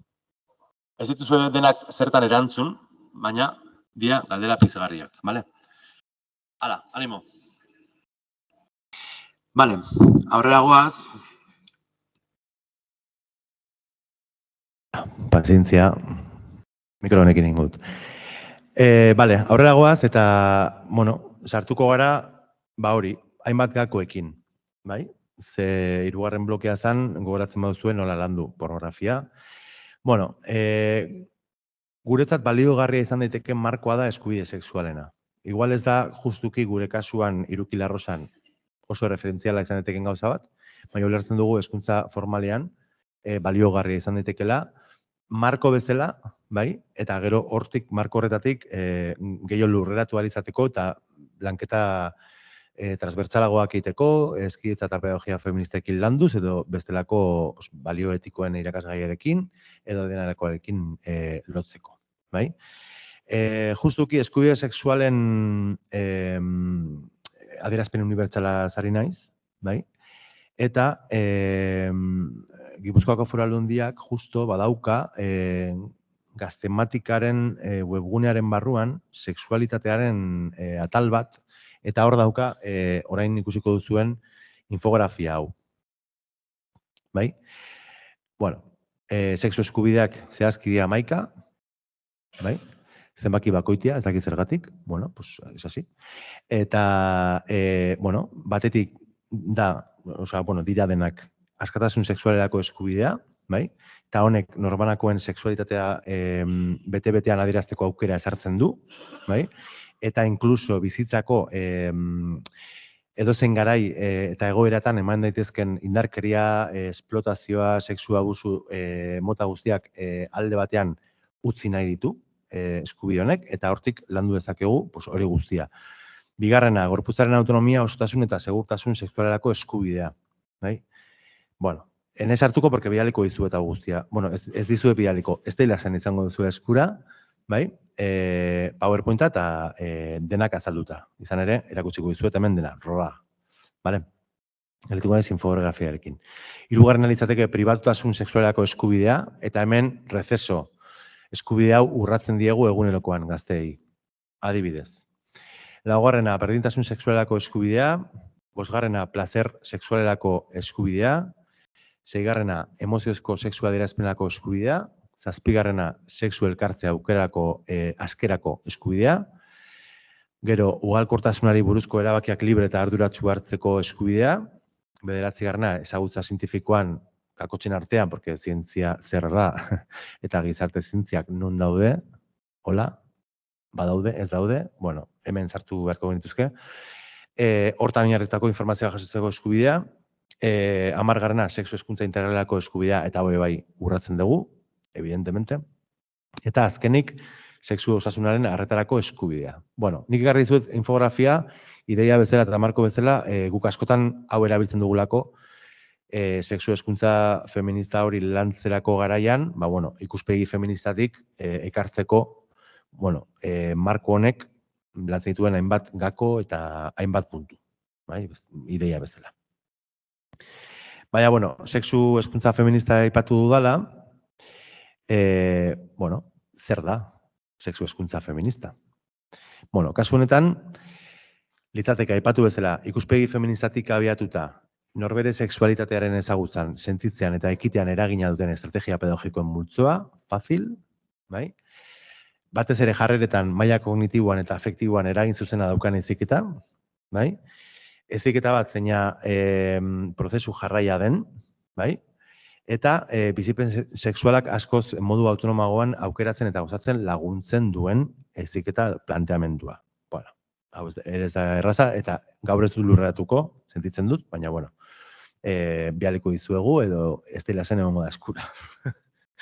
Bale, bestetik, ardatz batzuk, bai? Sexu heziketa feministaren ardatzak batetik, nola ez, perspektiba edo ikuspegi feminista, hau da, heteropatriarkatutik eratorritako maskulinitateen eta feminitateen eraikuntza kulturalek, sexualitatearengan, botere harremanengan ere, eta askotariko indarkeriengan edota esku hartze psikosozialengan eragina dutela ulertzea. Bai? Bestetik, eskubideen perspektiba, oraintxe ikusi duguna, babes integralaren perspektiba, hau da, babes integraleko neurri juridiko, administratibo eta ekonomikoen bermea, eskubide sexualak aldarrika berma gauzatu eta babes daitezen. Begirada evolutiboare bai, hau da, garapen sexualaren etapa desberdinetako ulermena bermatzea, askotan sartzen ditugu hor adin guztiak eta egite ditugun interpretazioak, ez? Lehen adiez, aipatu ditugu jolas simbolikoena, eta bai egia da, jolas simboliko sexual batzuen kasuan indarkeria reproduzitzen dutela, baina beste batzuk ezain beste, eta hor fin ibili behar gara, ze gure garaian, nik gogoratzen ez, eskolan nire gelan zegoela, hola, armairon potrau bat, nunca mejor dicho potrau, sartzen ginelako, esperimentatzera, bata besteari genitalak ikutu, erakutsi, ez daki zer, eta helduzentrismo horretatik, eta batez ere, arriskuaren kultura horretatik, zuzenean, koitoarekin lotzen dugune sexualitatea, espero dugu, behaiek ere, koito hori praktikatuko dutela, eta arrisku hori egongo dela, eta 10 urterekin izango dugu gela, neska bat aurtun gelituko dana. A ber, mesedez. Gerta daitekela, por supuesto. Dena, gerta daiteke. Todo es posible en la vida.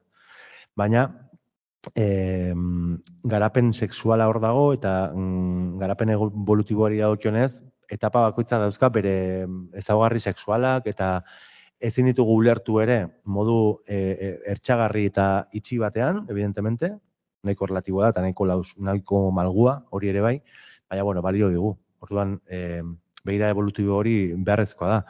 Gero, ulerpen konplexua, hau da, giza fenomeno sexualak daukan konplexutasuna ulertu alizateko, ez, aldagaian hitz horiek edo horietan sakontzea beharrezkoa da, sexu heziketa feministan. Ulermen kokatua nola ez, batez ere, sexualitateak edo fenomeno sexualak kokatua daudelako kultura batean, ekosistema errazional batean, subjektu partikularretan gertatzen direlako, eta inkluso perspektiba lokal batean ere pentsatu behar dugu. Herrietan, badaude hola zantzuak, sexualitate lotutakoak oso zehatzak herri hortakoak, eta guk adibidez LGTB diagnostikoak egiten ditugula ere bai, Eiera kooperatibak ere egiten ditu, beste hainbat kooperatibak egiten ditugu LGTB diagnostikoak, eta herri batetik bestera badaude gauza nahiko desberdinak, sexualitatea dagokionez. Ematen du ez, baina badago. Orduan, ulermen kokatu hori beharrezkoa da, eta azkenik gaitasun kolaboratiboa, esan nahi dut, batez ere, lehen aipatu dudan, ideia horrekin lotuta, eragile eta zerbitzuekin koordinatzea ezinbestekoa da, hori zue badakizue.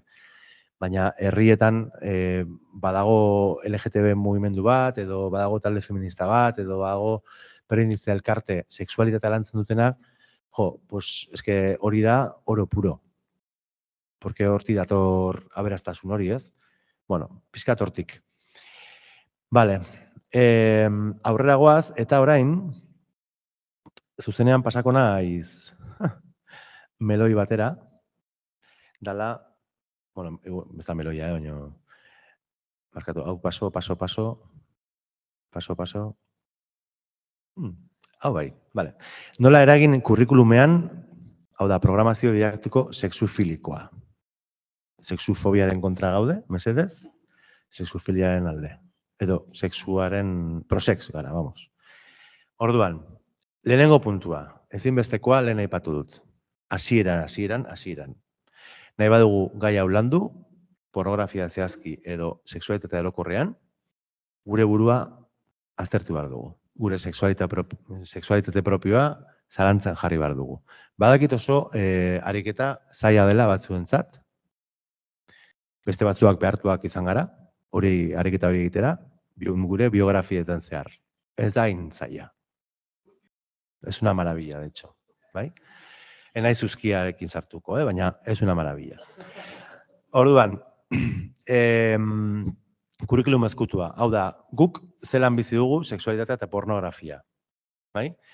Orduan, hemen hausnarketarako galdera batzuk ekarri dizkizuet, ez ditugu erantzungo, eta lehen aipatu dut, ez dela esan egongo da, hau eskuragai, bai? Baina, nik botako ditut. Bai? Batetik, sexualitatea dimentsio orokor gisa kontuan hartzen dugun ezitzaia gara, noiz eta zein egoeratan kontuan hartzen dugu sexualitatea, zer nolakoa da gure jarduera pedagogikoa, eta esango duzue, badauka harremanik, erabat, bai? Eta orain sartuko gara horrekin. Zein da gure jarrera? Autoritarioa da, demokratikoa, permisiboa, lehen aipatu dut, ez? Zer rol hartzen dugu ezitzaile bezala? Hori ere importantea da, eta lotuta dago. Sexualitatearekin batez ere ari garelako harreman ez hitz egiten. Orduan nola harremantzen izen gainontzekoekin, ikasleekin, horrek eragingo du, ez? Gero, kontaktuzko eta afektuzko pertsona naiz, zen nolakoa da gure edo nire gorputza adierazpena ikasgeletan, eskolan orokorrean, nola erabiltzen dugu gorputza bera, kontziente naiz nire gorpuztasunaz, gazteekiko edo aurrekiko afektuzko adierazpenak ditugu, bai, ez, eguneroko egoera emozionala partekatzen dugu gazteekin. Lehen igual ez dut aipatu, baina kanpotik ikusita, nik egunerokoan ikusten ditudan irakasleak guztiz deshumanizatua daude, ez dakizuek. Se fitxa, klase batzuk emate ditugu, klaustroa, el cafecito, el cigarrito, salgo de una mala leche que te cagas, baina nola kudeatu dut mala letxe hori. Edo inkluso etxetik ekarri doa mala letxea nola kudeatzen dut, eskolan. Separatzen ditugu pribatua eta publikoa, profesionala eta pertsonala, zergatik, beharrezkoa da. Igual ez da beharrezkoa biak batzea, baina beharrezkoa da behintzat pentsatzea honen inguruan.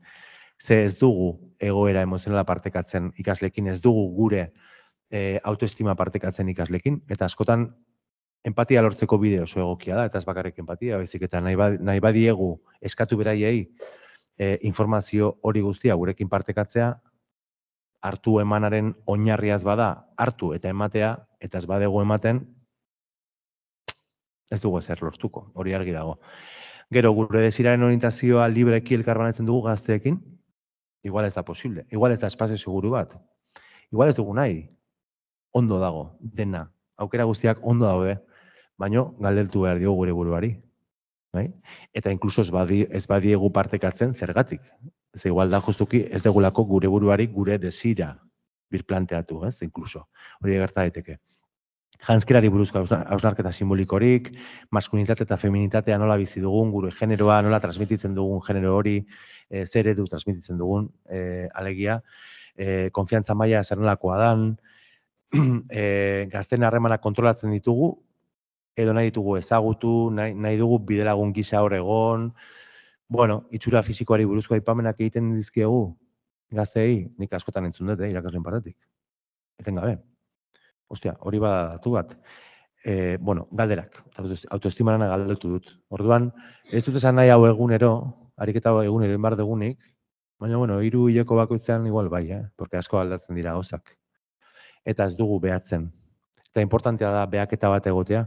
Eta guke, orain dela urte batzuk gogoratzen naiz egon ginela haurreskolen partzuergoan, berdintasun plana aurrera eramaten, hezkidetza planak sortzen Euskadiko kasi haurreskola guztietan.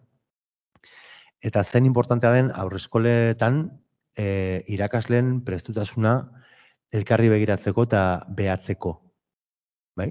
Eta hori izan zen kasi lanketa zentralena berdintasun plana egiterako garaian. Zala, nik behatuko dut nire lankidea, aber nola harremantzen dan, zen mezu transmititzen dien aurrei, nola aldatu egiten dien pardela, nola ematen dien jaten, nola sartzen ditun siestara, eta hori guztia registratu, eta gero bileretara eraman, eta ebaluatu irakasleen lana.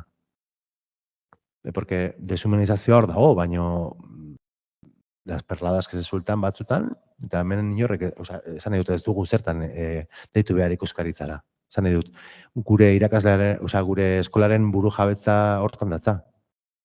Bai? Guk kudeatuko dugu. Orduan, hori behatu behar da, gure lan jarduna, edo besteena hobeto esan da. Porque guk gurea behatzea zaila da. Bai? Galdera hauek erantzutea zaila da. Horregatik goazen pixka kolektiboki ere egitera. Bai? Bueno, eta bukatzeko bai, ala bai, vale? Bueno, ondo. Ezaugarri kurrikularrekin sartuta helburuak edo helburutan fokoa jarrita, bueno, helburu batzuk, bai? Sexualitatearen dimentsio guztiak lantzera bideratuta dauden jarduerak diseinatzea, adostasun sexualaren ideia lantzeko edukiak eta metodologiak txertatzea, hori funtsezkoa. Bueno, ostatuet, baimena, adostasuna eta kontsentimendua hor dagoelako eztabaida. Bai, bestere gabe. Iaz, orain dela 2 urte noiz aprobatu zen, la ley del sí, iaz, izan zen, ez? Bai, hor, medioetan kontsentimendua. Guk behintzat, profesionalok edo sektore honetan, edo behintzat sexu hezkuntza egiten dugunok ez dugu kontsentimendu hitza erabiltzen dugu adostasuna. Kontsentimenduak berak botere harreman edo desoreka bat sortzen duelako. Nik kontsentimendu ematen diot beste bati, bere desira edo bere nahia mahai gainean jartzeko, eta nik onartuko dut. Te dejo pasar, bai? Baina orduan nire naiz agente aktibo bat, naiz subjektu bat. Bi subjektuen arteko harreman batean adostasun bat egon behar da, bakoitza jartzen ditu bere beharrak eta bere mugak mahai gainean, eta hor adostuko dugu, zer egingo dugun aurrera, ze praktika, ze berdin dit, ze jolas. Orduan, kontsentimenduarena, bueno, niri behintzat, belarria ematen dit. Horregatik ekarri dute, baina horrekin ez dut esan nahi, gaizki dagoenik, edo bakoitzak erabiliko du nahi duena. Hau berdina gertatzen da, LGTBQIA+, Z, P, edo, transmari boio, edo, no pasa nada. Bueno, hori. Gero, informazio zuzena eskuratzeko bideak eta tresnak, eta hor bain behar dugula lanketa potente bat, behintzat interneten arakatzeko, bibliografiak bildu, azterketa kritiko bat egin, hau batez ere nahiko nuke ere lotu pornografiarekin ze, interneten dauden hori, komunikabideetako artikuluak eta asko dira, hori, oso sensazionalistak, lehen epatu dut, orduan horrekin ere tentu zibili behar gara. Gero, arau kulturalek eta genero arauek nola eragiten dieten, aztertzeko edukiak, beraiek aztertu dezaten hori, bai? Ze lehen aipatu da, ez? Kanpo eragile badator, eta helduzentrismo horretatik, azten gara aztertzen, beraien genero harremanak nolakoa diren, beraiek aztertu behar dituzte. Baldin eta gureak aztertuko baitugu. Haintxe bertan aipatu duena. Eta azkenik, harreman erotiko edo sexual toksiko edo indarkeria sexuali loturiko egoera jakin batzuk manejatzeko prozedurak eta tresnak, ez protokoloak.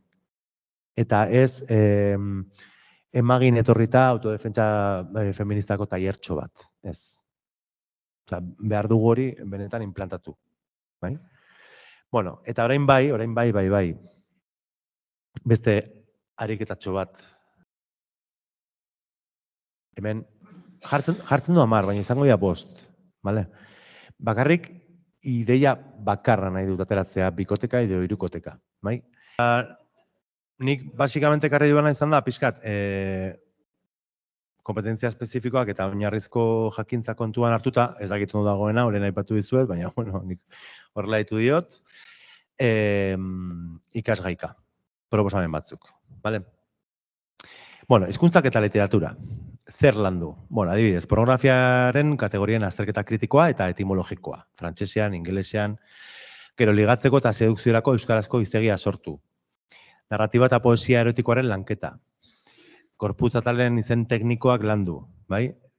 Hau, igual ez zainbeste DBH-en, nik hau sartu dut, nila nago, HH-en eta LH-en, potota, pitito, pututi, txakia da, klitoria da, ukondoa da, bai? Gero, genitalekin edo eta praktika erotikoei loturiko ohiko adierazpenak lantzea, batez ere gazteleran, ez? Esto es la polla, esto es un coñazo, que te follen, que te jodan, que te den por el culo, hemen landu gizontasuna, sexualaren, ez? Hori guztia, gizonek, zuek, nik jain daukat, lanketa hori egitea. Gero, chúpamela, me la suda, no me toques los cojones, no me toques el coño, de puta madre, me cago en tu puta madre, eta barruzte bat, bai? Hemen esatea, de puta madre, batek esan zian behin, zetorrela, adierazpen batetik zala separatua dena, ez? De puta a madre, orduan ondo. Si pasas de ser puta a ser madre, estás por el buen camino, ez? Eta gero laburtu egin zela. Hori izan ziaten, niretzat logikoa dauka, baina naiz hizkuntzalaria, orduan, bueno, baina hori, hau guztia landu, edo lantzea, importante izan daiteke, bai? Gero, matematikan, pornografiaren inguruko datuan nintzen, azterketa eta kalkulua, ez? Adibidez, mugitzen duen ekonomia, zenbateko kontsumoa dagoen, portzentaiak, ekuazioak nahi duzuena. Incluso sexu lanean existitzen diren portzentaiak lantzea, mugitzen duen ekonomia, zenbateko kontsumoa, ze araudi dagoen zerrietan bai, zein ez, landu incluso, eta igual ez matematika, baina prostituzioaren bueltako estigmatizazioa, orain dagoen debate, bueno, orain, ez da berria, abolizionismoarena, bai ez, regulazioa, bueno, hau guztia hor debatea dago, bueno, pues hori, hortako dago hezkuntza, ez, deseruztasunak ere lantzeko batez ere. Gero, naturzientziak, fisika, kimika, biologia, geologia, geografia eta historian, giza erantzun sexualaren faseak, desira, kitzikapena, meseta, orgasmoa, resoluzioa, así como todo muy biológico, baina, bueno, hor badago zerbait lantzeko. Profilaktiko zein antisorgailuan elementu fisiko eta kimikoen azterketa. Hau interesgarria da, latexa, zein da, kimikoa, osagaia, ez dakit, me lo estoy inventando. Baina, bueno, horren azterketa interesgarria izan daiteke. Fisikan ere bai, ez dakit malgutasuna, elastizidadea, edo zer gauza. Diu batek nola funtzionatzen duen, mekanikoki, edo igual dio, ez? Hemen, azpimarratzea profilaktikoa eta antisorgailua banatuta dijoala, askotan antisorgailua erabiltzen dugulako generiko bezala eta gogoratu ikuspegi reproduktibista hori. Vale? Ezin ditugu ahaztu sexu bidezko infekzioak eta hortako daude profilaktikoak, ekiditeko, bakteriak ekiditeko olako infekzio bat. Eta beste gauza da dira antisorgailuak. Vale? Gero, pornografiaren inguruko datuak herrialdeka eta hauen idiosinkrazia pornografiko, soziologiko eta antropologikoak nahi badugu, ze hor, paradogikoa bada ere, Pornhub plataformak urtero ateratzen du txosten bat, bai? Plataformaren kontsumoa kontuan hartuta, herrialdeka banatuta da superguai gainera, da mapa interaktibo bat. A ber, Indonesian, zen izan da aurten kontzepturik bilatuena, ez? Edo etiketa, edo praktika ikusiena, edo, bueno, interesgarria da, soziologikoki, antropologikoki, aztertzea ikasleekin nola, desira bera, eta praktika sexualak asko aldatzen diren, ez? Ze, bai, aipatzen dugula, gure ereduak oitozentrikoa dela, eta bar, luze bat, eta nolabait horrek ere nahi gabe eramaten gaitu oso pentsamendu kolonialistara, unibertsalizazio moduko batera, eta bai, hemen egiten dena eta Indonesian egiten dena berdina da, edo desira iguala da, no. Ez. Hola, nortako, badaude informeak eta interesgarria da lantzea. Gero, pornografiaren garapena historian zehar, nik bezdakiz zergatik historian ez da lantzen, porque bai lantzen direla beste gauza batzuk, baina hau oso presente egon da, adierazpen artistikoetan eta bestelakoetan. Eta hor, ez gara zertan jun, Egiptora edo antzinako Greziara, que también, baina bueno. Eta historian edo artearen historian gorputzen representazioak historian zehar. Nik uste dut hori egiten dela, baina ez ikuspegi kritiko edo feminista batetik, eta bar. Erori gabe ez da, gaur egungo kodigoetan oinarrituta, ez, iraganeko interpretazioak eginda gaur egungo kodigoetan. Egin behar dela, baina, bueno, pixkat, hori ez, konparaketa muko bat egin edo dena delakoa. Vale, teknologia eta digitalizazioa, bueno, hemen berriz ere profilaktikoak eta antizorgailuak, kasuntan gehiago teknologia, mekanika eta honen bilakara historian zehar, lehen ezan erabiltzen latexa, lehen erabiltzen zan, ardiaren pusika, Vale. Gero, jostailu erotikoen funtzionamendu motore elektriko eta ergonomikoa. Por qué no? Ez, teknologia bada. Bueno, hor ere, bilakara egon da. Eta importantea da, sartzeko pixkat, zeharka beste gai batzuk, orgasmoarekin lotu, emakumeen bueno. Gero, sare sozial digitaletan jasotzen diren sexu indarkeriak, grooming, pornomendekua, lehen ikusi duguna, eta ligatzeko aplikazioen teknologia eta erabilera. Nola funtzionatzen du, holako aplikazio batek? Nola erabiltzen da, hor datuak, ez bakarri datua, baizik eta teknologia bera, ez? Gero, musika, plastikan eta adierazpen artistikoan, sedukziorako herritu eta dantza kulturalak, mundu mailan dauden guztiak, beste lanketa antropologiko bat egin dezakegu hemen musikan, kasuntan, edo adierazpen artistikoan. Bueno, gero, pelikula pornografikoen errepresentazio visualaren elementuen kritika, lehen egin duguna pixkat, ez? Musika erotikoa zinemagintzan eta bere ezaugarriak, zergatik saxofoia erotikoa da, eta pianoa da, hileta batekin lotzen dugun instrumentu bat, por ejemplo, ez? Bueno, edo ta-na-na-na-na, badakigu ze pelikula dan. Bueno, hor badago erotismoa, hor badago pornografia, hor badago sexua. Gero, industria kulturaletako gorputzen eta estetikaren iruteria visualaren kritika, industria kulturalak orokorrean, bai? Eta musikan bada, industria musikala, zergatik ez? Eta pornografiaren presentzia adierazpen mugimendu artistikoetan, lehen aipatu dugu, horren presentzia ez da bakarrik egon zineman, bai? Beste artetan ere presentzia izan du. Gorputz hezkuntzan bakarra okurritu zait eta gaineraneko frikia, baino, bueno, hemen ekarriet, pornografian azaltzen diren postura ezinezkoen azterketa kritikoa humoretik twister jolasa erabilita, adibidez, landu ahal izateko gorputzaren erresistentzia, indarra, giharrak, lo que se os ocurra, o un sprint, si queréis, lo unís con el correrse y todo bien.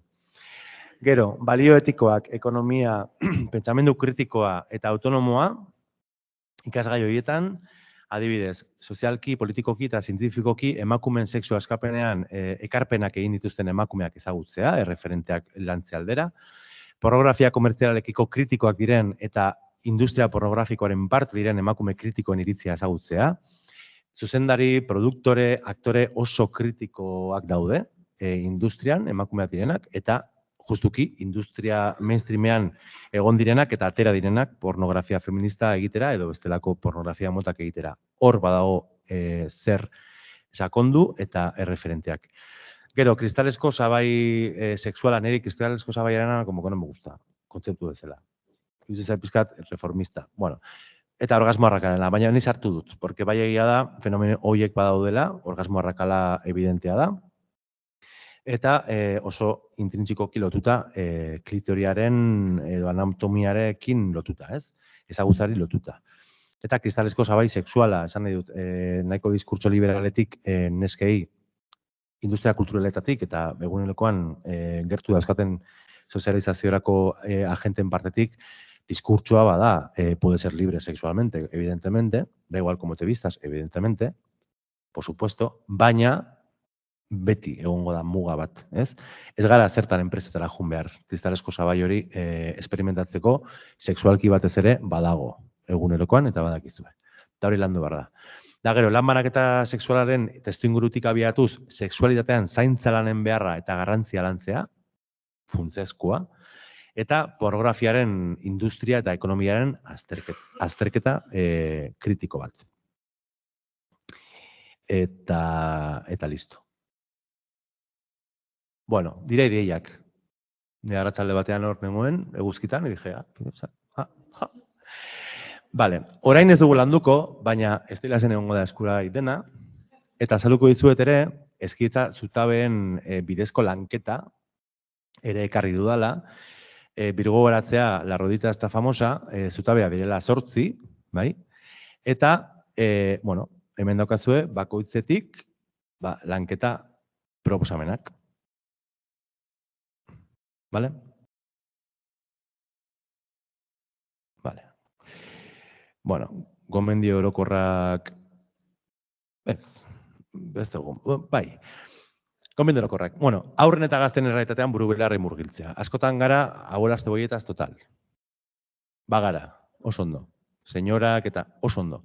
Baina birziklatu gara, ezagutu behar dugu berain erraitatea, TikTok, bestea, OnlyFans, bueno, sartu eta harakatu hori beharrezkoa da. Etapa bakoitzaren ezaugarriak lehen aipatu dut. Horiek ere, kontuan hartzea, importantea delako. Pornografiaren errealitate osoa eta mitoak etengabe ikusaraztea, gaur pizkat nik egin dudana, bai? Teknologiak, internet eta sare sozialak ikuspegi positiboarekin lantzea mesedez, dena ez da drama, dena ez da txarra, dena ez da ez, potentzialitate bat hor ere badago. Vale, eta gauza politak egin daitezke. Elkarrizketarako gune seguruak eta organikoak talde gainera aipatu du sortzea, ez soilik zerbait gertatzen denean, eta hori askotan gertatzen da, eta mudiekin bereziki lanketa zehatzak egitea. Bueno, hau dira gomendio orokorrak. Orduan, orain hemen jarri dizuet QR kode bat, eta material batzuk ekarri ditut. Batetik, topatuko duzue hor, da Drive-ko karpeta bat. Estilasen topatuko duzue, eta hemen topatuko duzue aurkezpena. Vale, hontan gaurko aurkezpena egongo da, eta bestetik, bi material. Batetik, 2017an Gasteizeko udalak sustatuta porno eskola egitasmoak sortutako unitate didaktikoak, bai? Esatea ere, eta aldarrikatzea hemendik, pin parentala jasan izan zutela eta bertan bera utzi behar izan zutela proiektua. Zergatik unitate didaktikoetan irudi esplizituak agertzen direlako. Bueno, guraso elkarte kristau batek salaketa jarri zien, eta orduan beldur hutsagatik desegin zuten proiektua eta hor gelditu zen. Baina interneten daukazuen materiala, hala ere ez da beharrezkoa sartzea interneten, ze QR honen bitartez eskura izango duzue. Eta bestetik, hau, gazteleraz dagoela, hau ez dago euskaraz, Erika Lust, pornografia feministan hola ezagunetariko bat edo, zuzendaria dela, produktora eta bar, dauka web orrialde bat deitzen dela The Porn Conversation, eta unitate didaktiko batzuk daude familientzako eta irakaslentzako edo zitzainentzako, bai? Guía curricular de actividades, vale? Denetarik lantzen da, eta nahiko ikuspegi interesgarritik, esango nuke nahiko ikuspegi transfeministatik, eta oso zabala, eta niretzat nire ustez oso egokia. Hori ere topatuko duzu hor Drive-en. Eskerrik asko.